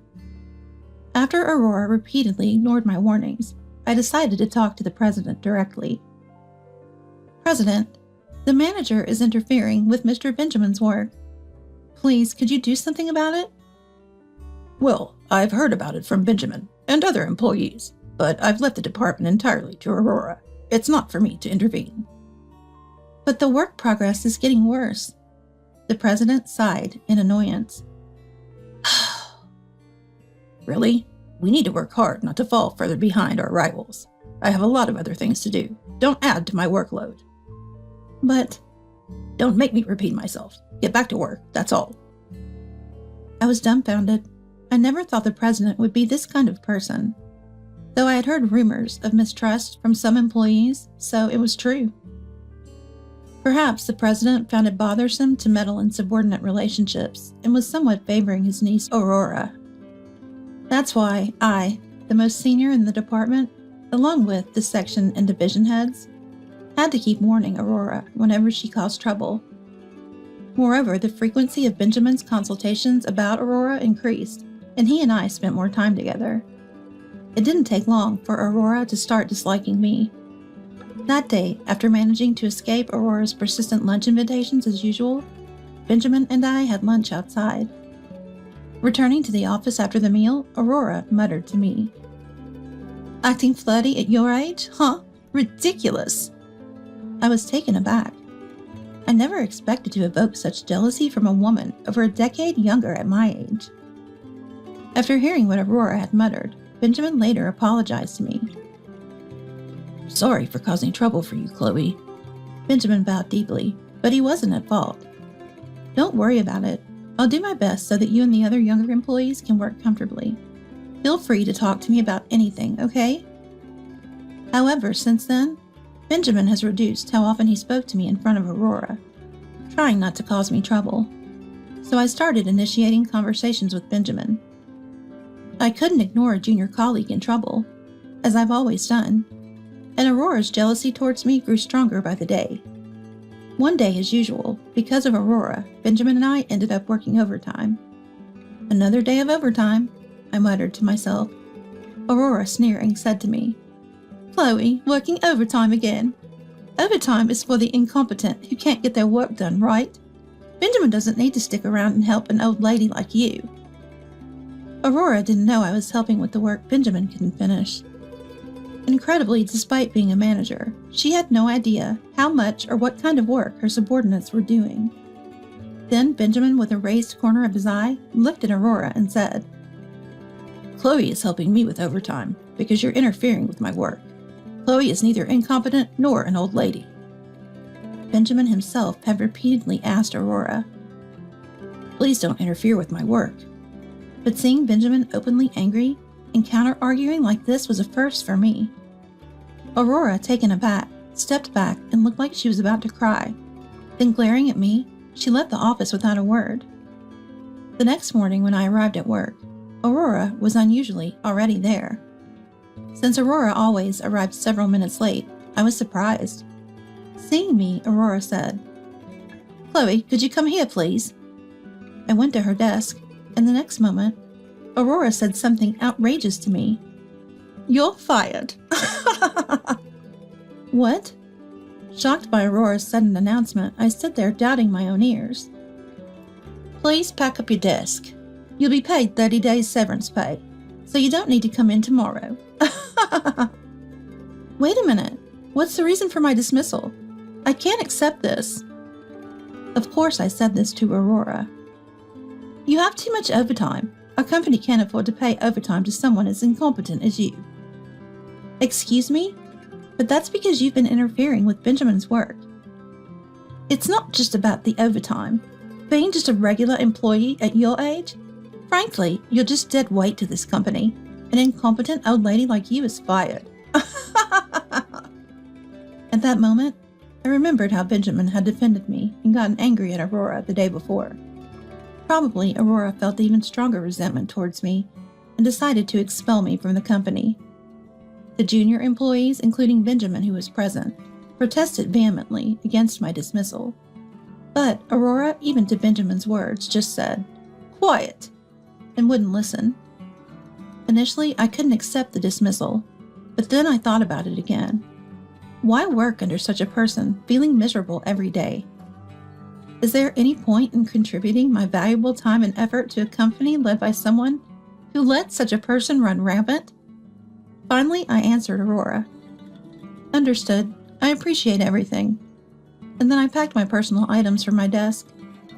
As I was leaving the office at the end of the day, Aurora, laughing in a high-pitched voice, said, "How refreshing to be rid of an incompetent subordinate."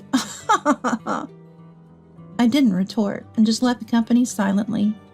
In my heart, I thought, "You'll regret this too late," muttering to myself. The next day when I was at home, I surprisingly received a call from Aurora.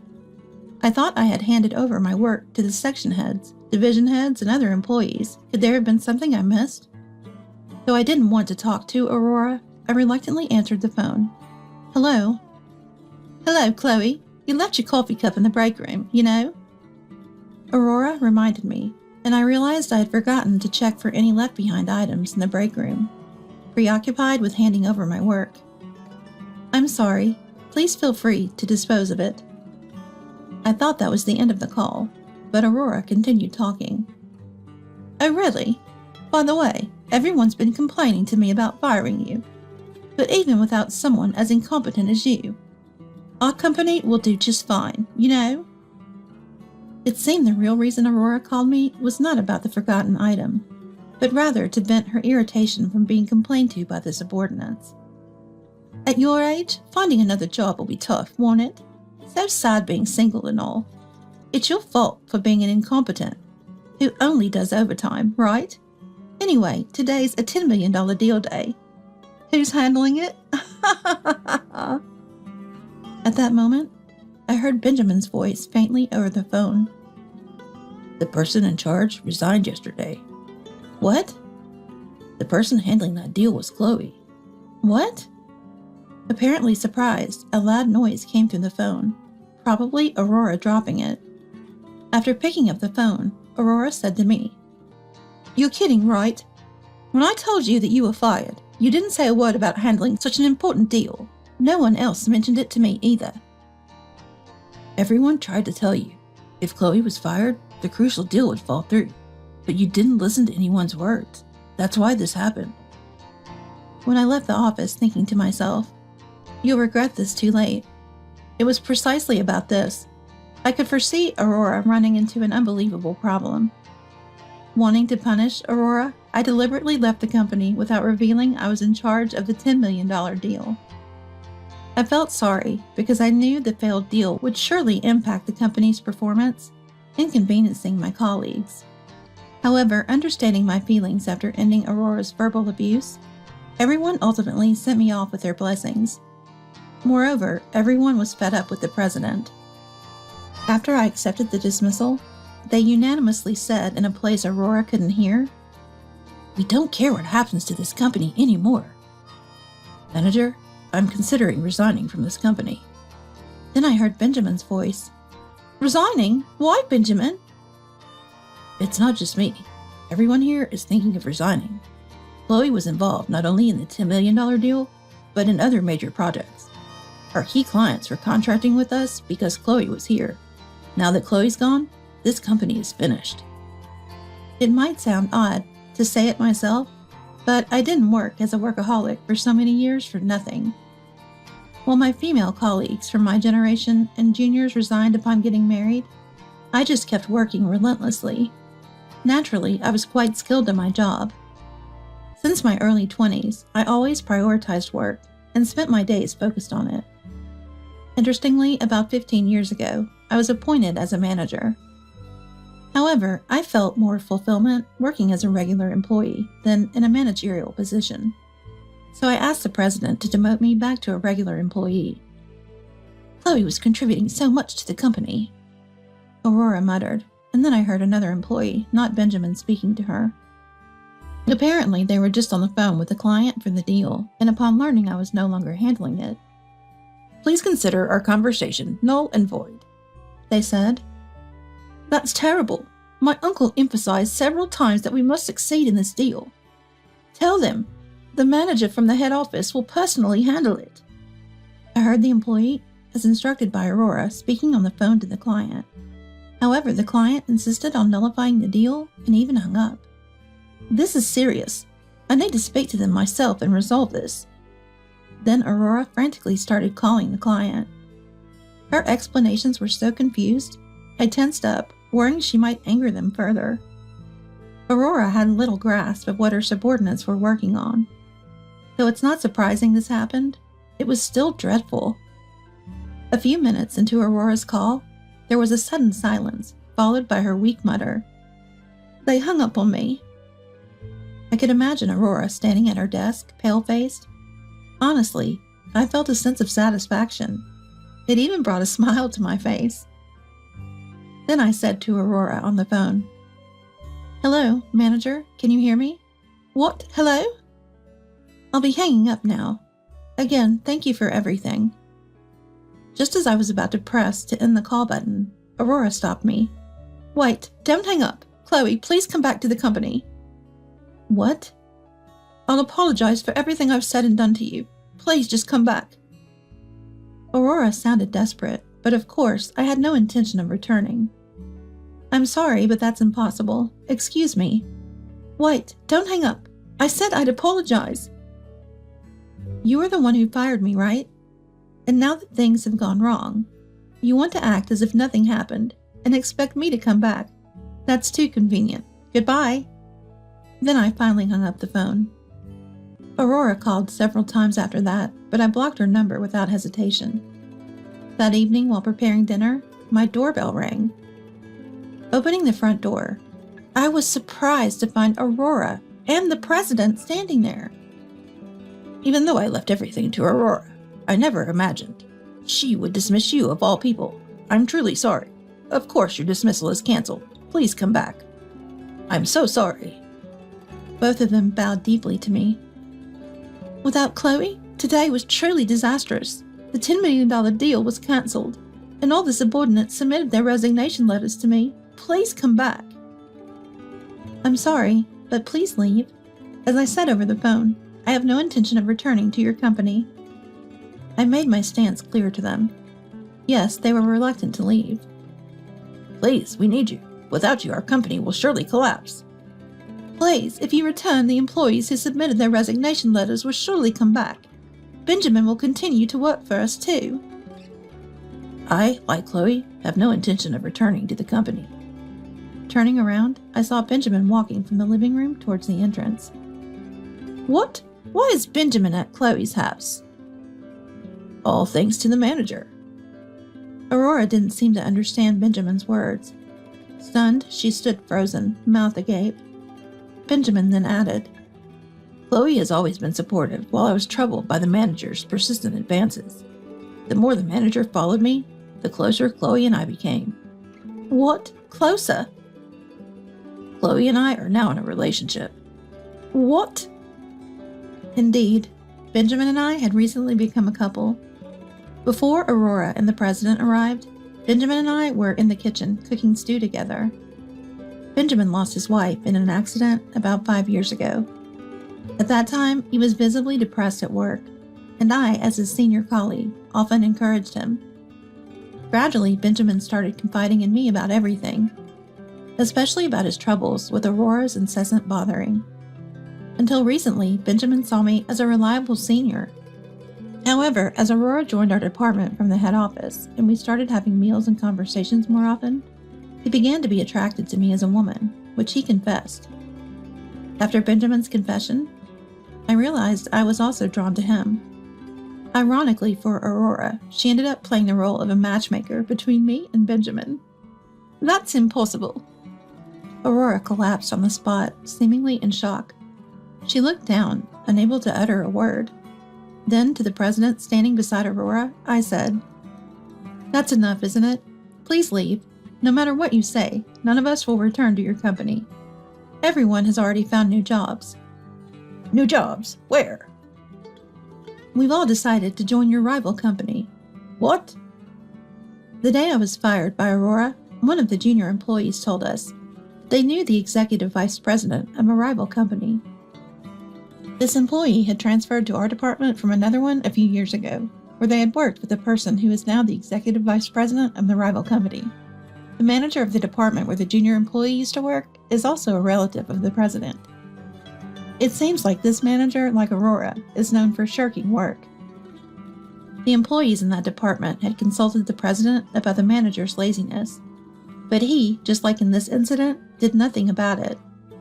Disgusted with the president, several employees resigned, one of whom is now an executive at the rival company. This growing rival company was apparently in need of more staff. When the junior employee discussed our situation with the executive, they invited all of us to join their company. Thanks to that, I quickly found a new job. Please don't make me say it again. Both of you leave. I insisted as I was about to close the door. Wait, I understand. How about I pay you double your previous salary? The president offered. What? We want you back that much. Please return to us. I was utterly dismayed by the president's words and sighed the deepest sigh of my life. President, it's not about the money. We've decided not to return because you don't care about your employees. I'll change that, please. It's too late for that now. And trying to solve this with money? I can't trust you. Please leave. Finally, the president seemed to give up. He was crying and left, pulling a stunned Aurora with him. Soon after, the company collapsed. The parent company was kind enough to transfer the employees to other subordinates or the head office, but the president, Aurora, and the lazy department manager lost their jobs. The president was even divorced by his wife. His neglect of her and lack of gratitude, coupled with the company's collapse, seemed to be the last straw.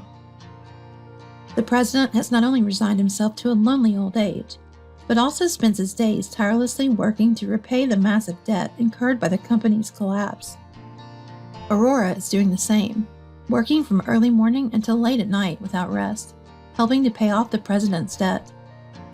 Considering it all started because of Aurora, I think it's only fair. They aren't allowed to take a break, even though they've collapsed from overwork several times. The lazy department manager from the other department was fired from every new job for the same reason, and is now living a homeless life, having been disowned by his family and relatives. As for me, I'm working hard at my new company, where the president is very caring towards the employees. I'm in a great work environment, and even managed to secure contracts with several companies I previously dealt with, including the $10 million deal, which was successfully completed at my new company. The president offered me a promotion, but I preferred to remain as a regular employee. 3 years later, Benjamin and I got married. I never thought I'd marry, but finding such an attractive man like Benjamin changed my mind. I'm very happy now. I had little social or romantic experience when I entered into an arranged marriage. The man I married was the son of a small to medium-sized company's president. My family also owned a small business with a few dozen employees. Our parents probably met somewhere and, realizing they had children of marriageable age, arranged our meeting. I lost my mom when I was young, and my dad raised me alone. Being an only daughter, he was concerned about my future and somewhat forcefully arranged the marriage. As for me, I was shy and not very good at making friends. After graduating high school, I started working at my dad's company. I had no part-time job experience and never went out at night. I wasn't interested in romance, so the idea of an arranged marriage actually suited me. I had a crush during my school days, but never dated anyone. The only men I interacted with were my dad and the male employees in their 40s at our company. Having almost no experience in love, I thought I couldn't possibly get married. However, I was lucky to have this arranged marriage opportunity, and I wanted to put my dad at ease, so everything went smoothly and led to marriage. My husband was 3 years older than me, but looked much younger. He also joined his dad's company after high school and was expected to become its president. The business was doing well, and, as it turned out, he was quite my type. I fell for him at our first meeting but couldn't make the first move. To my surprise, he proposed during our second meeting alone. Overwhelmed with joy, I happily accepted. And so, after just 2 meetings, we got married, and he became my husband. Our married life began in his parents' home. He wanted to stay close to observe his dad's work, as he would eventually take over the company. I moved in with my husband's parents as per the arrangement. My in-laws were delighted that I could live with them, which I knew would reassure my dad. But this feeling was short-lived, starting from the second day of our marriage. I lost my mother when I was young, so I can do all kinds of household chores. Well, I thought I could. That morning, as I went down to make breakfast before my husband woke up, I found my mother-in-law, Grace, already awake. "Oh, good morning. You're late. Have you cleaned the entranceway yet?" I was surprised. It was only 6 a.m. "I'm sorry, I'll quickly clean the entranceway," I said, rushing to sweep the front door area. So, cleaning the entrance is a morning routine in my husband's house. I resolved to wake up earlier from the next day. Then, I prepared breakfast for 4, but my husband didn't come down for until 7 a.m. Instead of eating right away, he lay on the sofa watching TV. "You should first serve coffee and the newspaper when your husband wakes up," Grace said while eating her breakfast, startling me. "I apologize," I responded, handing my husband his coffee and the newspaper. He didn't even look at me, just drank his coffee and read the paper. I really need to learn more. I reflected on my lack of experience and tried harder from the next day. Initially, I attributed Grace's constant nagging to my inexperience and followed her instructions. Eventually, when our daughter was born, I had to juggle childcare with everything else. Grace never interfered in household or childcare matters, continuing her relentless criticisms. I kept telling myself it was due to my immaturity. One day, unable to bear Grace's constant complaints, I appealed to my husband. "Grace criticizes me every day. I can't stand it," I said in tears. However, my husband dismissed it. "It's your fault," he said indifferently. Feeling like I was about to break, I said, "I know I have my faults, but Grace goes too far. She uses me as her outlet for stress. I want you to talk to her." I was on the brink of breaking down, mentally and physically. But my husband's response was shocking. "I married you despite your immaturity. Mom is trying to make you a proper adult. Can't you see that?" He retorted angrily. "Even so, Grace's behavior is excessive," I argued. Suddenly, he became calm and said, "If you speak ill of Mom, let's get a divorce. Go back to your parents' house." He left the room. I couldn't comprehend his words at first.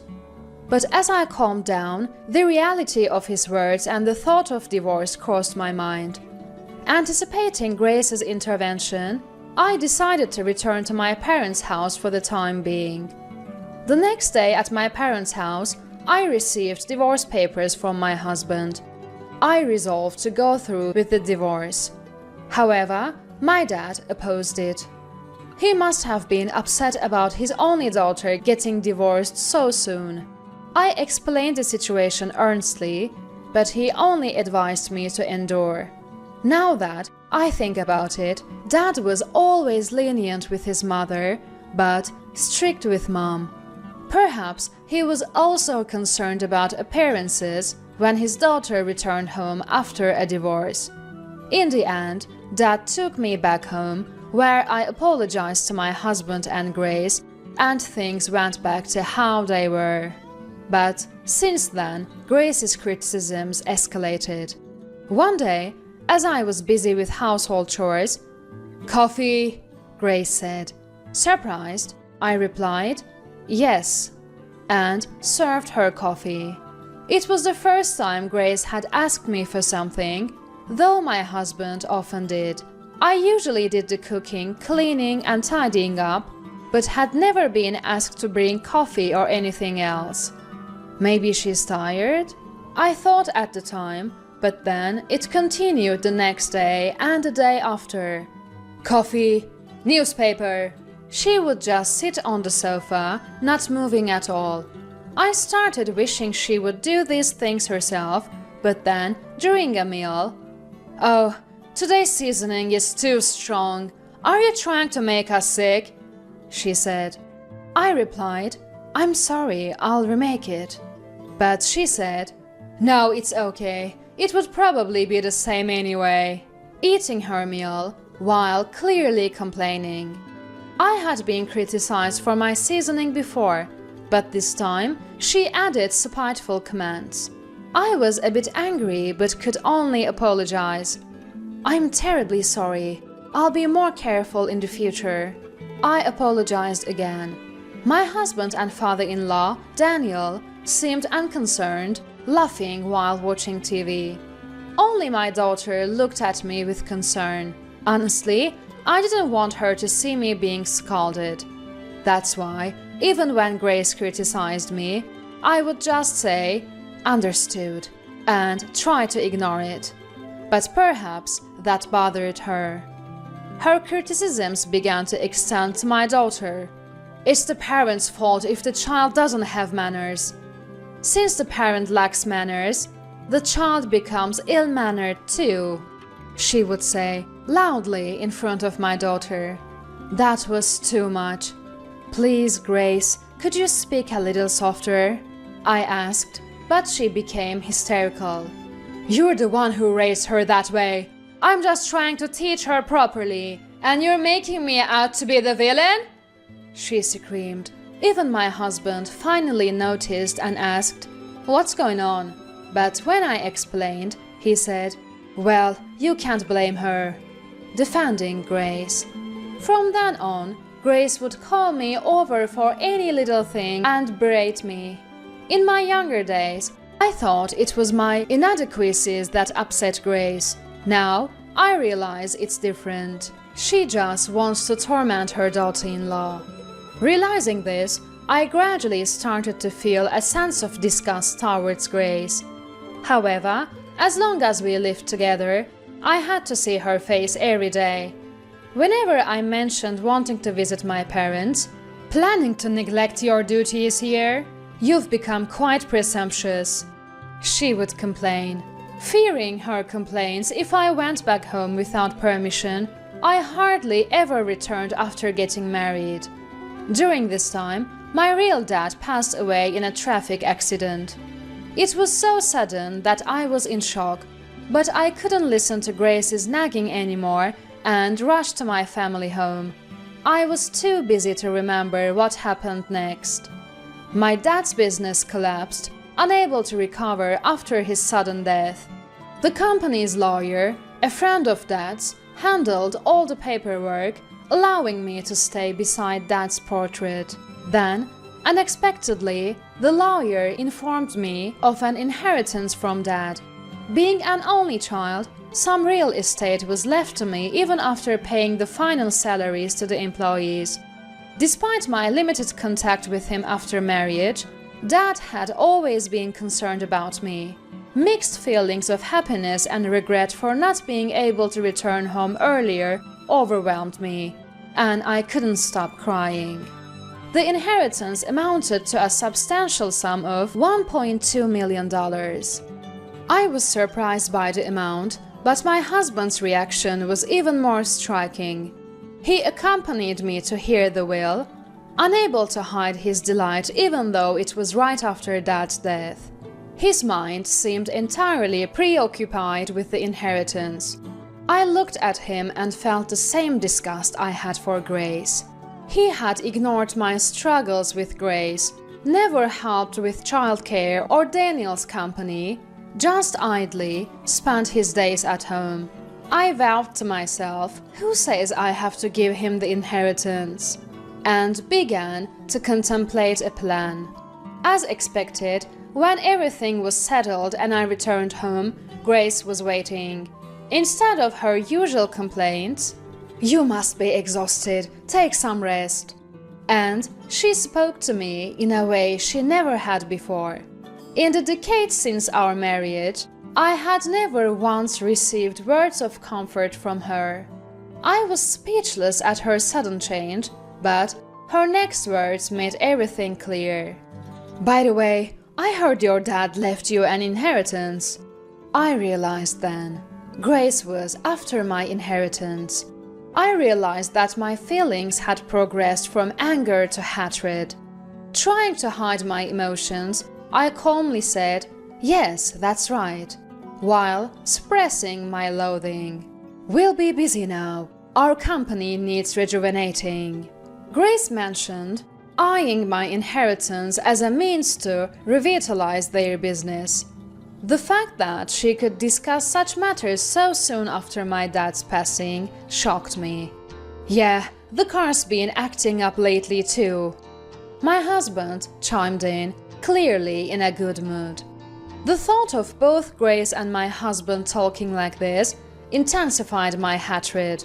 Sensing something was off, my daughter suggested, "Mom, let's take a break," and led me to our room. Thanks to her, I managed to escape the situation.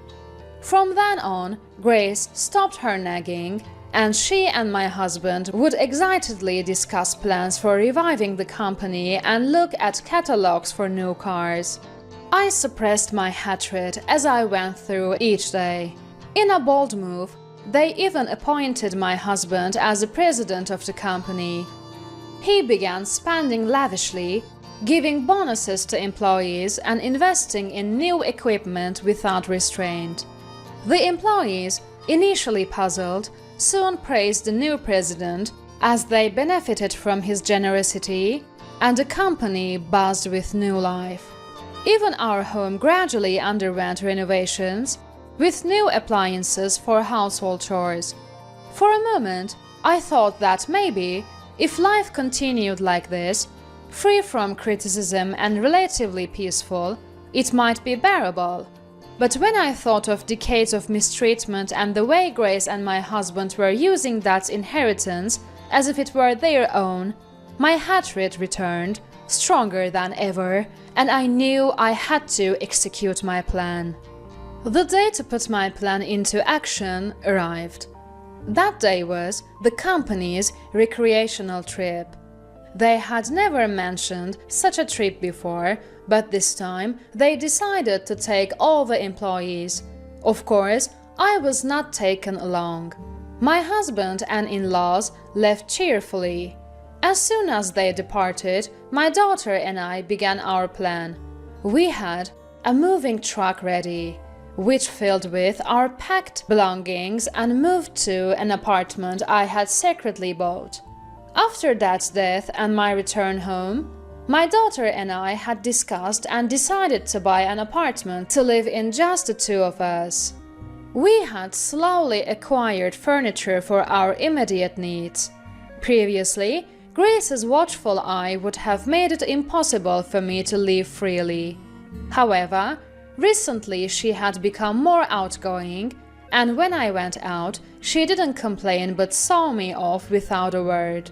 I had been shopping with my daughter for furniture and appliances for our new home. She surprisingly agreed to the plan. Typically quiet and reserved like me, she rarely spoke at home, only discussing her school life occasionally. She had always known about Grace's bullying and had supported and defended me.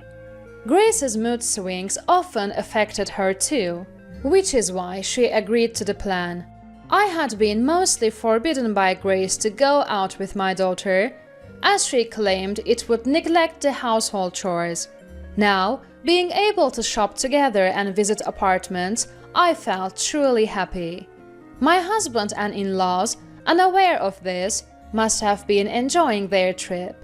I regretted that I would not be able to see their surprised faces when they returned the next day. And then they came back from the trip in high spirits. I don't know what happened after that. The day after they returned from the trip, I received an angry call from my husband. "What are you doing? Where are you?" he shouted. "I can no longer live with your family. That's why I left the house. My daughter is with me." I calmly replied, "I've been sporting your immaturity all this time." His words confirmed he had always looked down on me. So, he never said or did anything, even though he knew Grace was bullying me. I regretted not seeing his true nature despite years together. But now, I feel no affection for my husband. I won't accept this, he keeps saying. You are now a stranger to me, I replied. What are you saying? We haven't even signed divorce papers. He laughed, but I had the last laugh. You had gave me the divorce papers, remember? Grace's name was even written as a witness. In fact, I had the divorce papers. Previously, when I was driven out of the house, the divorce papers had been sent to my parents' home, and I kept them hidden instead of throwing them away. After Dad died, I had filed the divorce papers as part of my plan. In reality, we had been strangers for a long time. His response was silence. Then I heard Grace's familiar voice. Do you realize what you've done? This is a crime. Grace's voice, always scolding me, echoed in my ears. I calmly replied, It's not a crime, Grace. You were the witness on the divorce papers. That's a story from the past. To bring that up now? Grace shouted and hurled insults at me. I've endured your constant nagging every day. Even when you gave me divorce papers, I tolerated it and continued to live. But now, you're using the inheritance Dad left me for various expenses, aren't you? Well, that's... Grace tried to make excuses, but I interrupted her. I'm done with that kind of life. Fortunately, there were the divorce papers. Since they were never filed, I went ahead and submitted them. Is that a crime? Grace was speechless. I concluded, Thank you for everything. I'll be living with my daughter now. Take care of yourself. And hung up. That marked the end of a long period of revenge. As I expected, my ex-husband and former in-laws faced consequences. The money spent on reviving the company, buying new cars, and living lavishly turned into debt, and eventually the company collapsed. They apparently couldn't repay the money and even had to sell the family home. My ex-husband, unable to find stable work, resorted to part-time jobs. Grace turned to alcohol and was eventually hospitalized with suspected dementia. As for me, even though I have the inheritance Dad left, I didn't want to take it easy and instead gained experience working part-time. Having married through an arranged marriage and living without any knowledge of society, it was tough at first, but now I enjoy the satisfaction of earning my own money and my days are fulfilling. My daughter secured a job and is busy working.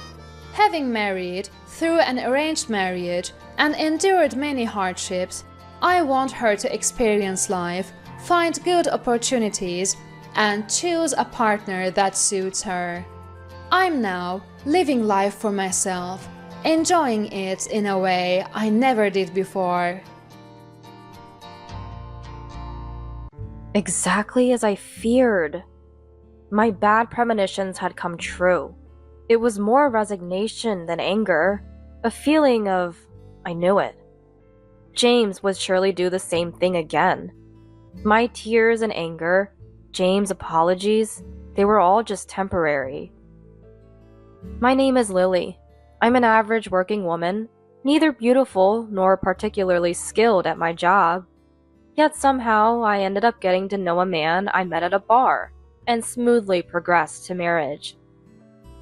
My female friends often say, "You're lucky to be married to a handsome man." But it's not as easy as it sounds. Women are always openly scheming around James, and he's well aware of his own charm. If you keep being so demanding, I might get taken away by another woman. He had stopped listening to me. Outside, he plays the role of a loving, gentle husband, but at home, he's a complete henpecked husband. His mother, James could have married a better woman. Why settle for someone so plain and unimpressive? She's disliked me from the first meeting. Every time we visit, I'm bullied. And though my father-in-law, William, tries to calm my mother-in-law, Grace, her snide remarks never end. James, my husband, Mom's just lonely because her only son is away. Just ignore her. He's more concerned about appeasing her than caring for me. They say love is blind, but often, Mom's feeling lonely and cold. He goes back to his parents' house once a month, and it's too much for me. I wish we could spend more time together, just the two of us.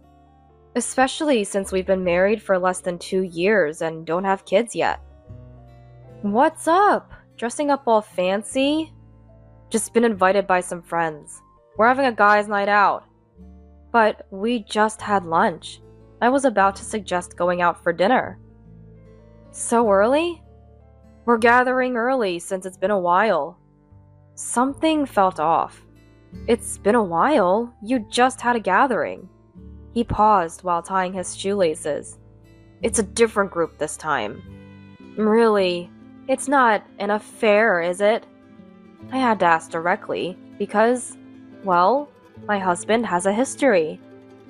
6 months into our marriage, returning from my first outing since our wedding, I saw my husband stumbling and playfully kissing another woman.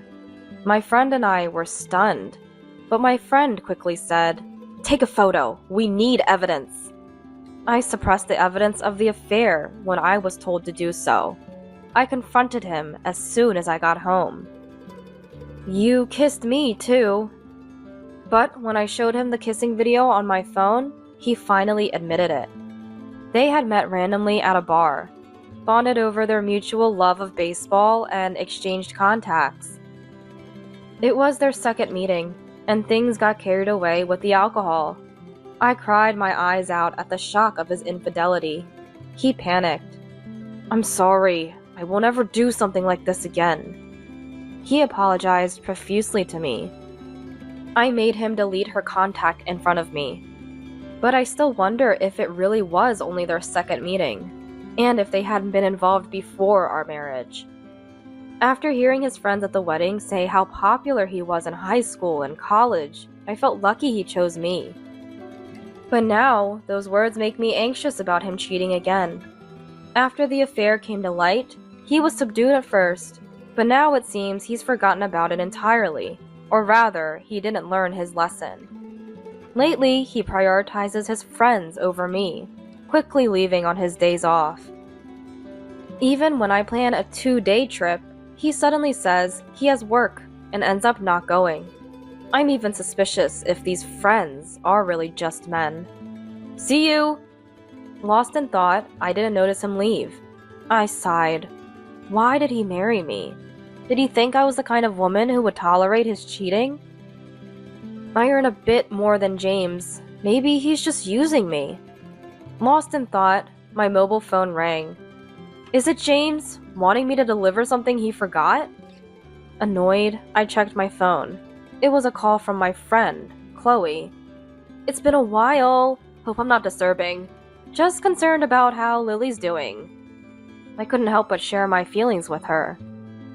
"I'm physically fine, but getting snide remarks from Grace and James has been going out more."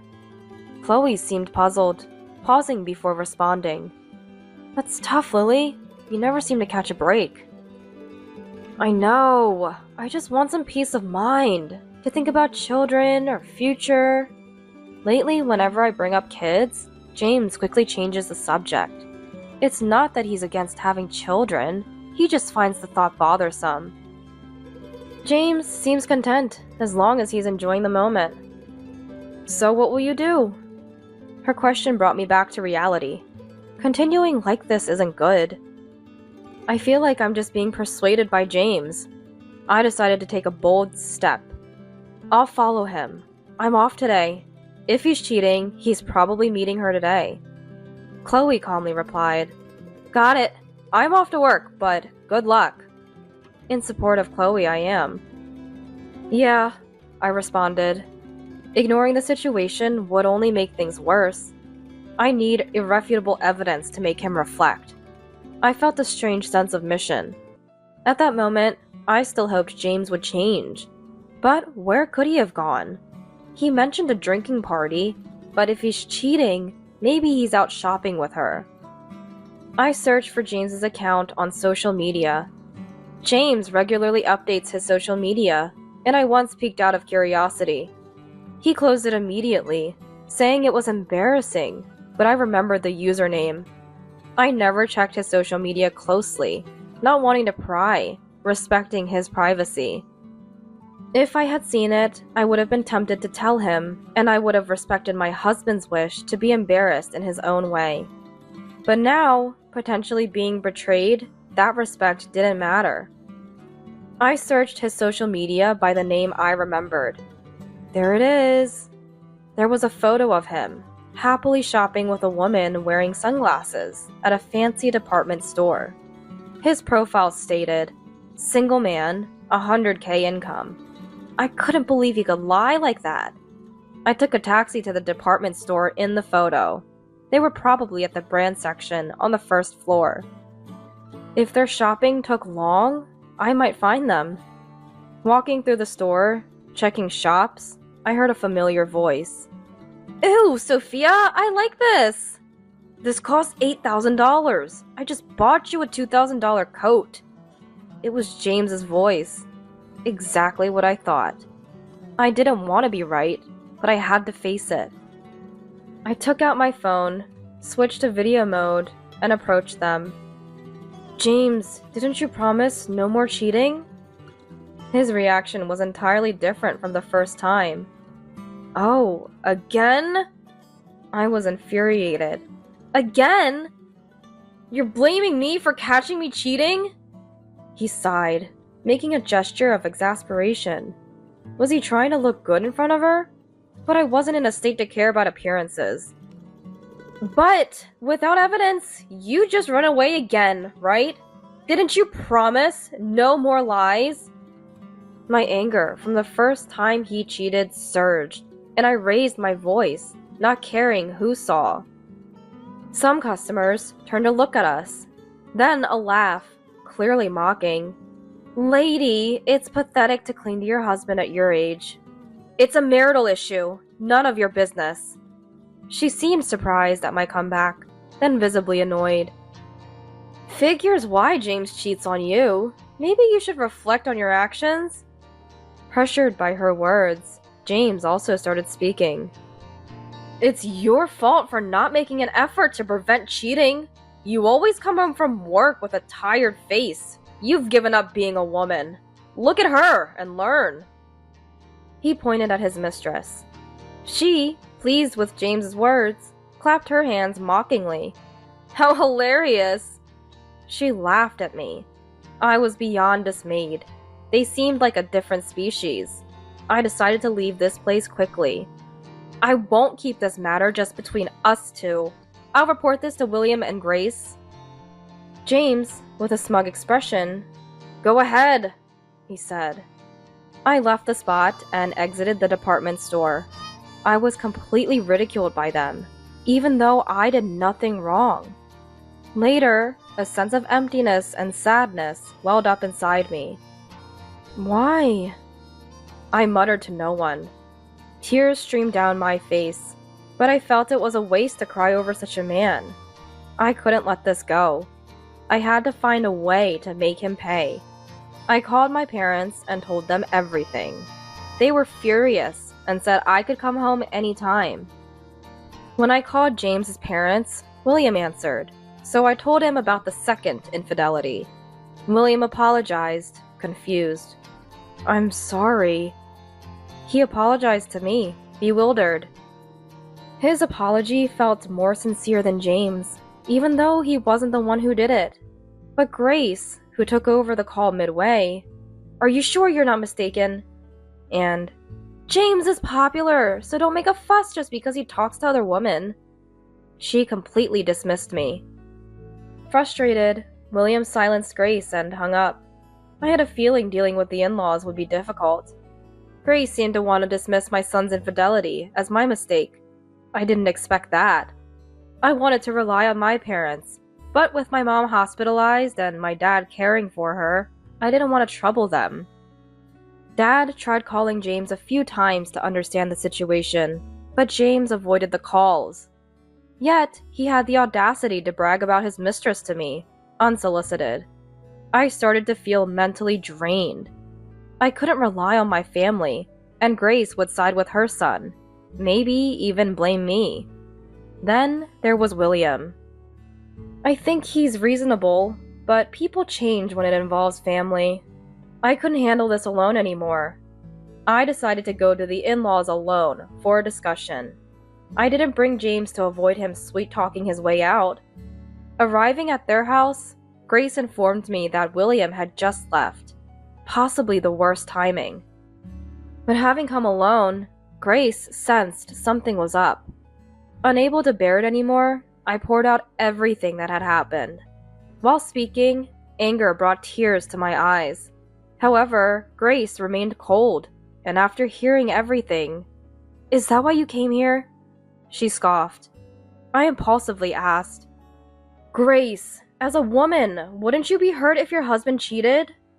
I asked. It was probably the first time I spoke so directly to Grace, but seeking empathy from her was a mistake. "James is handsome. You should tolerate some things. You should realize that you and James are mismatched. Then you wouldn't be so dissatisfied." Still, I protested. "But Grace, I've never been cheated on, so I can't understand." She added insult to injury. Ultimately, I left their house quickly. As time passed, Grace's words hurt more. Walking, tears came. I had no expectations from Grace, but it became clear I had no allies in this situation. Feeling gloomy, I didn't feel like going straight home, so I decided to stop by a cafe. Though still hurt, sipping coffee gradually calmed me. I couldn't focus on the magazine I picked up, but it somewhat distracted me. Just as I was about to leave, a familiar voice entered the cafe, unusually cheerful and loud. "Let's have lunch here!" It was Grace, unusually cheerful and loud. I sneaked a peek at the man's face. Grace, behaving unusually giddy for her age, leaned into the man's arm. It was clear they were more than acquaintances. Could Grace be having an affair? My mind went blank for a moment, but their behavior seemed unmistakable. She hadn't defended me earlier. Perhaps she was conscious of her own infidelity. I felt incredibly angry. Luckily, my seat was hidden from most of the cafe. I took out my phone and discreetly took pictures of their intimate behavior. I couldn't forgive James or Grace. I decided to plan their retribution. When I suggested a family dinner, even my busy cheating husband agreed. Yeah, Mom gets lonely. I should be there for her. I was so excited to get on board that I contacted my parents. I inwardly scorned knowing about the other man, but it wasn't the time to confront my husband. A week later, we had a dinner at his parents' house. I played the role of a quiet wife. After dinner, as everyone started having coffee, William said, "Suddenly wanting a family dinner? Is something up?" My husband looked tense. I had already told William about my husband's cheating. William was shocked. "You, with a family?" His anger was palpable, but Grace interrupted, predictably. "The wife is to blame for being cheated on. It's your fault for lacking charm." Grace spat venomously, as if warning me not to say more. At that moment, something inside me snapped. "Oh, so William lacks charm too?" Huh? They hadn't expected that. William and Grace spoke up almost simultaneously. "Because, Grace, you're cheating, aren't you? Based on your logic, William must be lacking charm." William looked at Grace, half doubting, half believing. Grace, red to her ears, burst out in anger. "Me? Cheating? Ridiculous! You lying wife!" Normally, I'd be overpowered, but not today. Ignoring Grace's intimidation, I pulled out my phone from my bag, showing the evidence photo to everyone. You! William, at a loss for words, turned to me. Not true! Not true! Grace desperately tried to cover it up. But it's hard to deny when caught embracing another man in a cafe.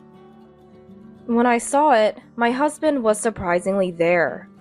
Mom! No way! My husband was shaken. Mom's such a dirty woman. Grace shouted back, You're doing the same thing! I never imagined my husband and Grace would end up shouting at each other. William interrupted the commotion. Enough! Apologize to your wife first! My husband, chastised by William, Why don't you apologize to your own wife first? Looked dejected. Willie, I'm truly sorry, he said. It's not you who should be apologizing, William. Grace glared as usual. Also, I'm divorcing you. You cheated with my friend. Leave the house and prepare to pay compensation in the divorce.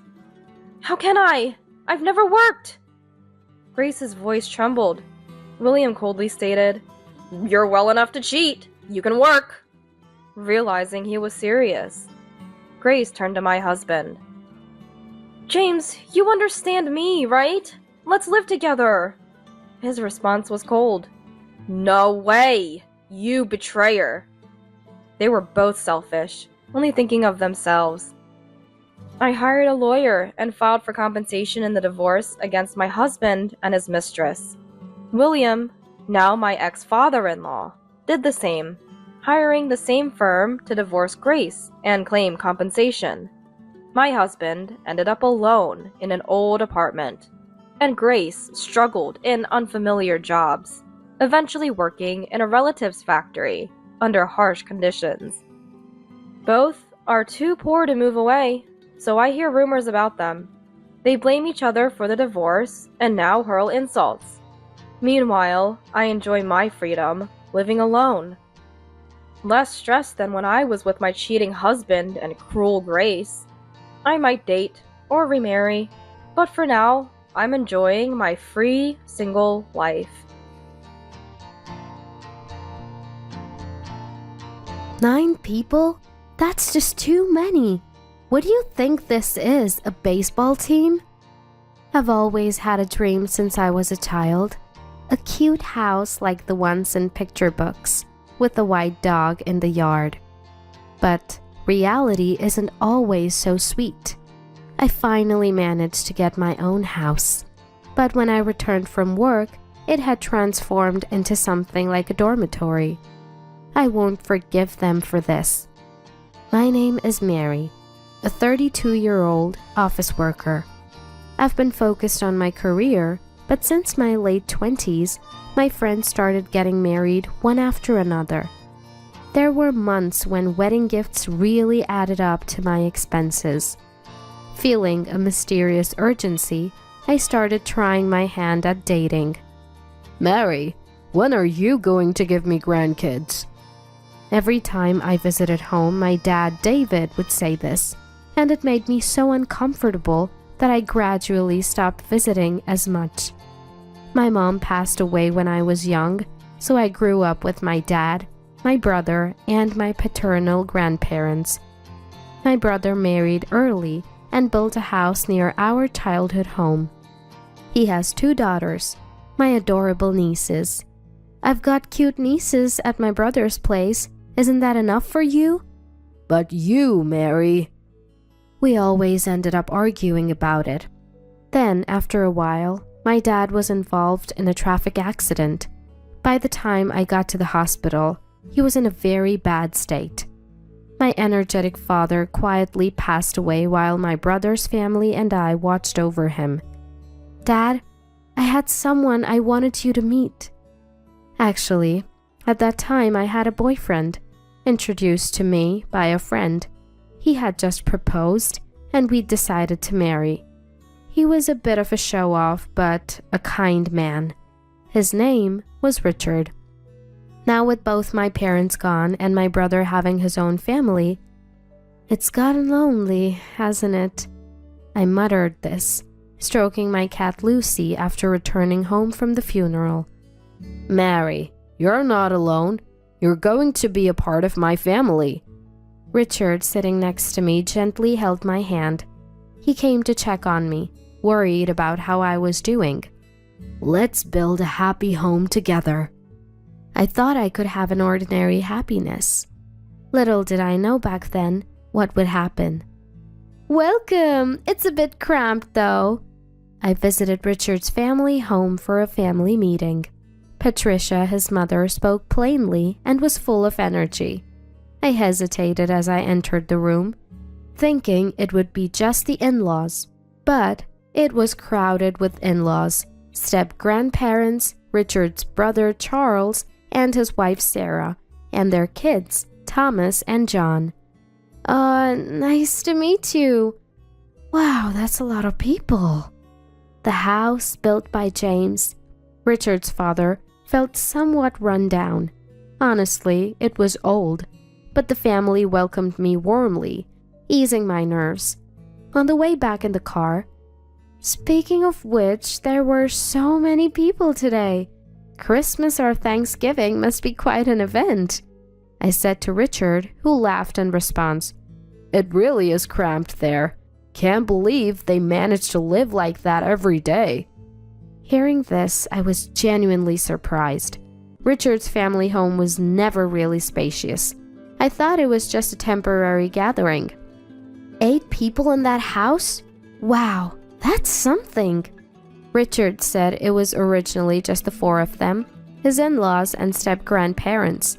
But then Charles, who couldn't hold down a job, moved in one day with Sarah and their kids without asking. Charles will probably move out once he finds a stable job, Richard said with a laugh. Back then I just thought Richard's family had its challenges, nothing more. After marriage, Richard and I, along with our cat Lucy, lived a peaceful life without kids yet. Richard was fairly helpful around the house, and Lucy was fond of us. As for his family, Charles and his family were still living in that house. The walls were covered in children's scribbles, and Patricia laughed, saying she gave up on cleaning them long ago. Sarah, Charles's wife, always looked tired.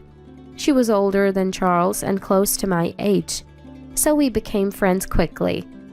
Hey, Sarah, hurry up! Mary, don't just stand there. We're out of beer. Whenever I visited, it seemed like Sarah and I were the only ones not sitting down. We were constantly busy, and I wondered if this was our fate. But the thought of Sarah doing this every day was honestly frightening.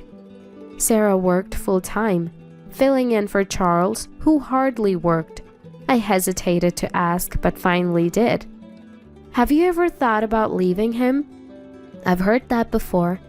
Well, it's tough as it is, but we have kids, and he used to be so kind. I couldn't see any good in Charles, but I guess they had their reasons. That's what I thought. It was around this time. How about we build our own house? Richard suddenly suggested. I was surprised, but also happy. Actually, I've had a small dream since I was little. I'd always dreamed of living in a quaint house like those in storybooks, with a white dog in the yard. I have a white dog in the garden. I'd never told anyone, but when I shared this dream with Richard, a bit shyly. That sounds great, he said. We spent our free days visiting model homes, choosing a housemaker, and a year later, our dream home was completed. We've got to make sure we keep up with the mortgage, Richard said. Absolutely, I replied with a smile. On the first weekend after moving in, Richard's family came over for a housewarming party. Here, Joseph, hand over the gift. We're coming in. Oh, what a lovely house! Patricia seemed quite pleased, as if it was her own home. I smiled politely. Look, it's a celebration! And then Joseph handed me 2 cans of beer, looking like he'd just bought them. I mean, seriously? Charles wandered around the house and, finding our bedroom, exclaimed, "Oh, this bed is super comfy!" Saying that, Charles started rolling around on the bed. The kids, following their father's lead, got excited. Look, there's a cat! They ran around, chasing our pet cat Lucy. Lucy is friendly, but she had never met so many people at once, so she got scared and hid in the back of the room. Poor Lucy. I glanced at Charles and Richard, who had already started a party with the in-laws. "Mary, Patricia is insisting on appetizers quickly. Can I use your kitchen? And sorry about scaring Lucy," Sarah said apologetically. Why is someone as nice as her with a guy like that? I had grown to care for Sarah like a real sister. "I'll handle it, Sarah. You relax," I said, but she still helped with the cooking while managing the kids. The step-grandparents were always quiet, almost like dolls, not talking much. But they said, "What a lovely home, right, James?" Yeah, sorry for the noise, James replied, even though the loud ones were the in-laws. The step-grandparents were the ones with common sense in that house. In other words, the odd ones out were the in-laws, Charles, and probably my husband Richard too. From then on, the in-laws and Charles would visit our house almost every weekend.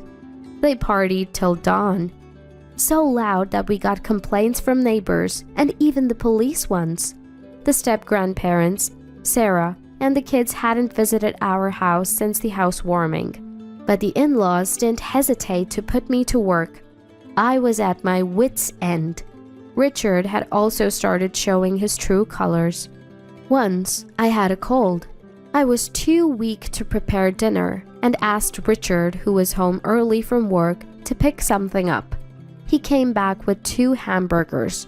I couldn't even think of eating them. "Why hamburgers? I can't eat this right now," I said without thinking, instead of getting angry.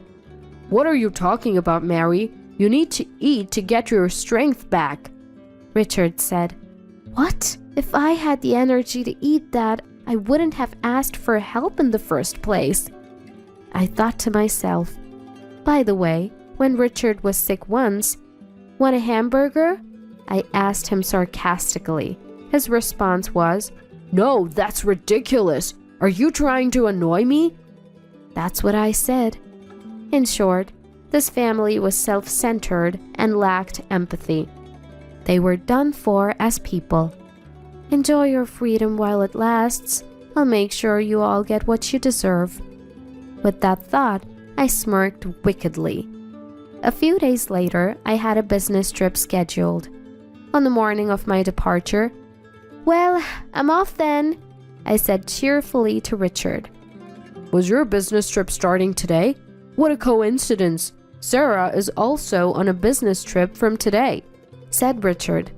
Really? I had no idea. What a coincidence, I replied.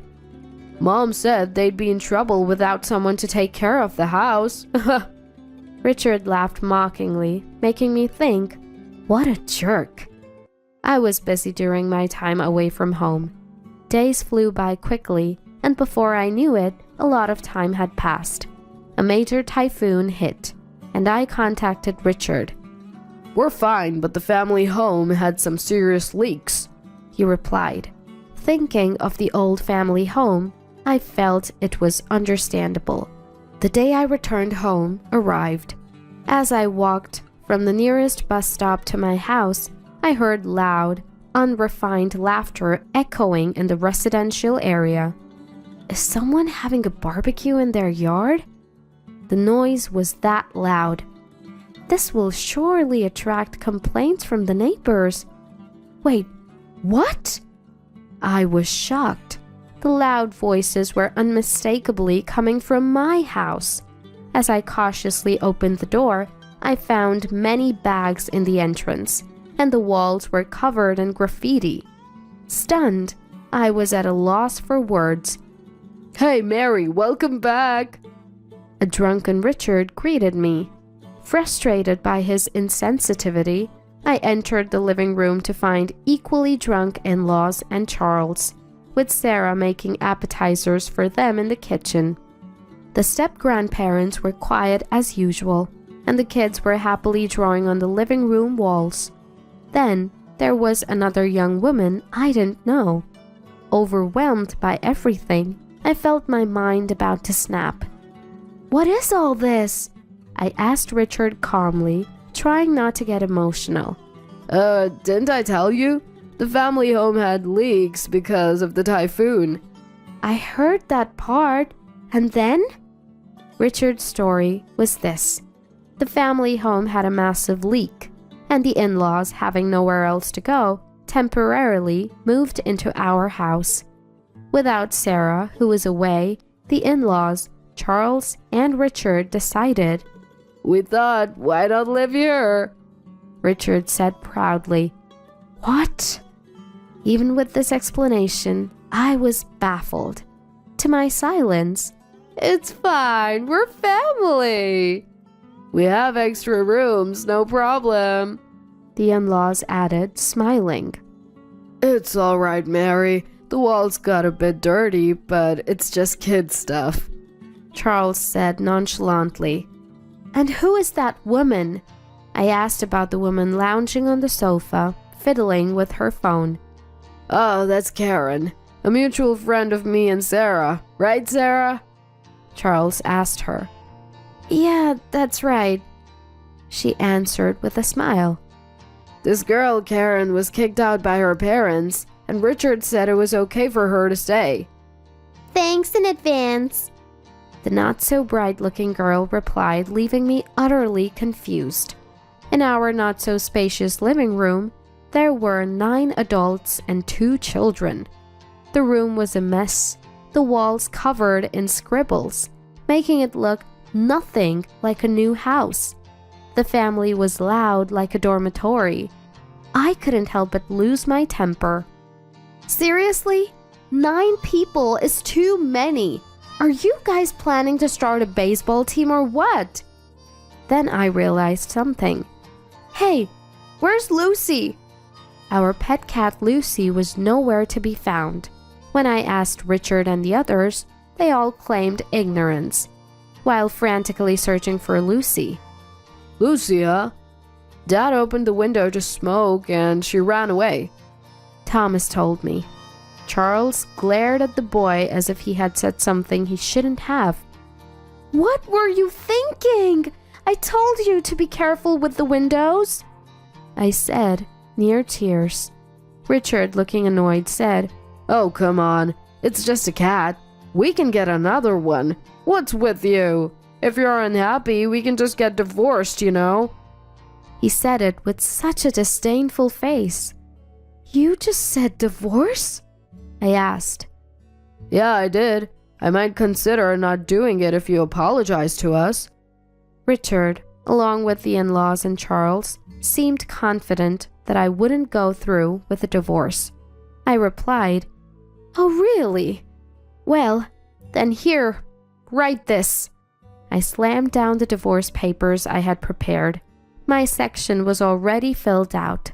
I fetched my pre-packed bags from my room. Done? Why haven't you written it yet? I'm busy, you know. And said coolly to Richard. They were all shocked by my preparedness. Angrily, Patricia said, "Richard, divorce this woman already. We've built the house, so she's useless now." Patricia said that. Realizing too late, Richard said, Right, Mary. You'll regret divorcing me." But I had no regrets. What are you talking about? You're the one who's going to struggle. Just write the divorce papers. Once Richard finished writing, I snatched the papers and put them in my bag. Then I went to Charles and said, "Here, you need to write this too," handing him the divorce papers. He laughed. "What? When did I marry you?" Looking at the filled-in wife section, Charles said, Hey, Sarah, this is... Sarah coldly stared at Charles and said, I'm divorcing you. Write it now, please. To which Charles exclaimed, Sarah, bite the hand that feeds you, huh? Joseph was talking nonsense. From my perspective, Sarah had been living like a slave in her in-laws' house. The money she earned was mostly taken by Charles, leaving only a little for living expenses. The money let Charles do whatever he wanted, and the not-so-bright girl in front of me, she was Charles's mistress. Mary, I think my husband is cheating on me. Sarah had confided in me just before Richard suggested building a house. Sarah had been enduring it all for the sake of her children. But recently, Charles had even started selling Sarah's belongings and the kids' toys for his own gain.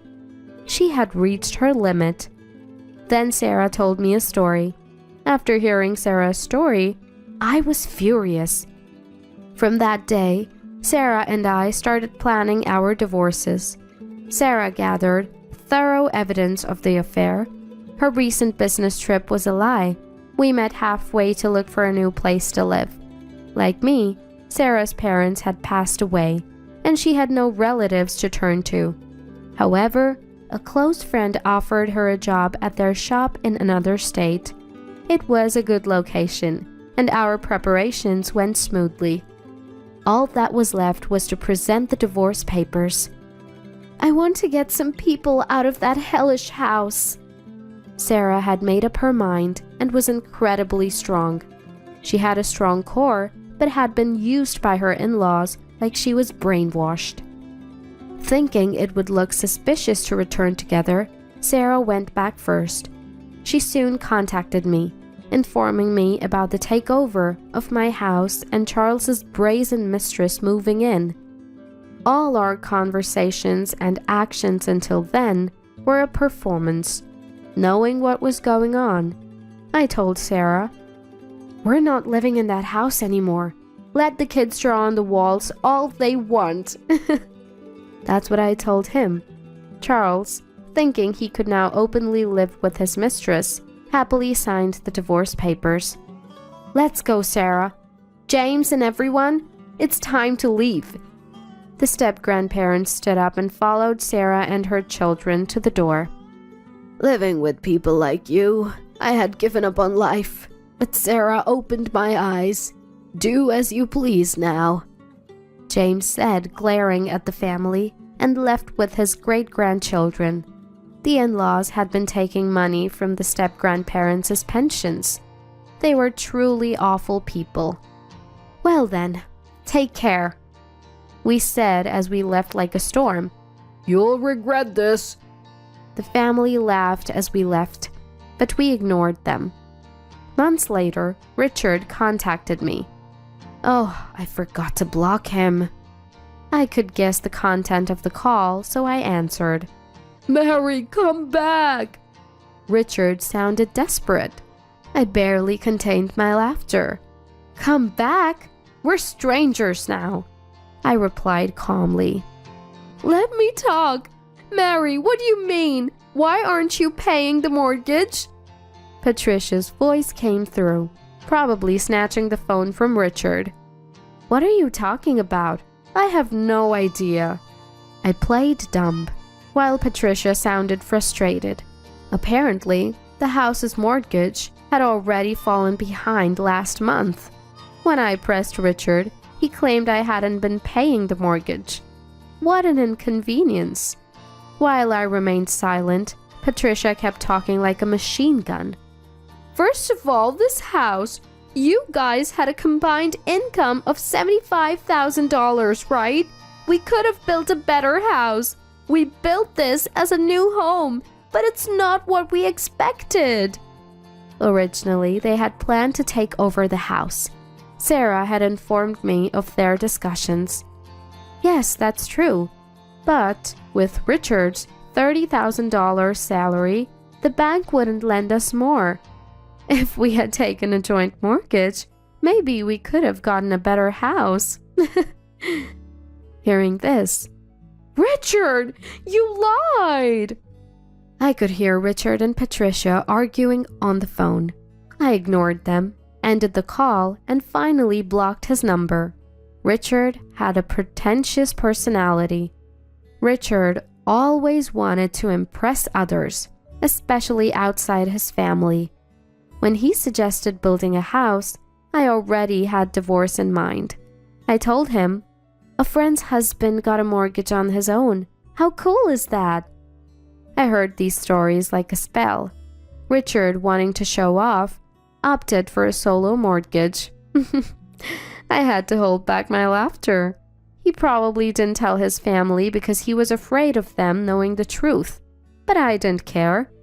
The house was built to Richard's taste. I had no attachment to it anymore. Richard hadn't cheated, but there were no alimony or penalties in our divorce. So, to spite him, I left him with the mortgage debt as my revenge. Let him suffer. And I was able to rescue Sarah, whom I cared for like a sister, from that house. That was my main goal. Later, they couldn't pay the mortgage and the new house was repossessed. But it was a mess inside, with scribbles everywhere, and walls yellowed by cigarette smoke from Charles and his mistress. It didn't look like a recently built house.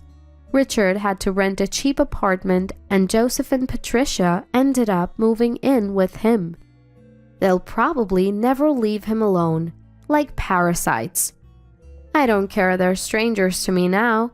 The only good thing about my former in-laws was that the children weren't affected. Otherwise, they were the worst. Sarah, as Charles's ex-wife, successfully claimed alimony through a lawyer.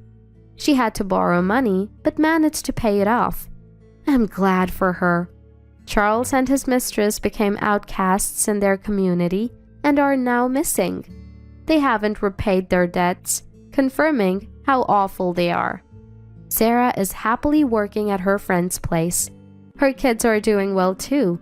I hope they find happiness this time. James and Barbara seem brighter now, like a weight has been lifted. They sold the old family home and are enjoying their retirement in a distant place with their savings. That's great news. As for me, I've requested a transfer to a local office. I was reunited with Lucy, my cat. Thanks to social media, someone in the neighborhood had found and taken care of her. It's good she's friendly. Now, I live alone in my late father's house. With my brother's approval, I'm saving to build my dream house. And someday, I hope to introduce someone special at my father's grave. Today, I'm working hard towards that goal.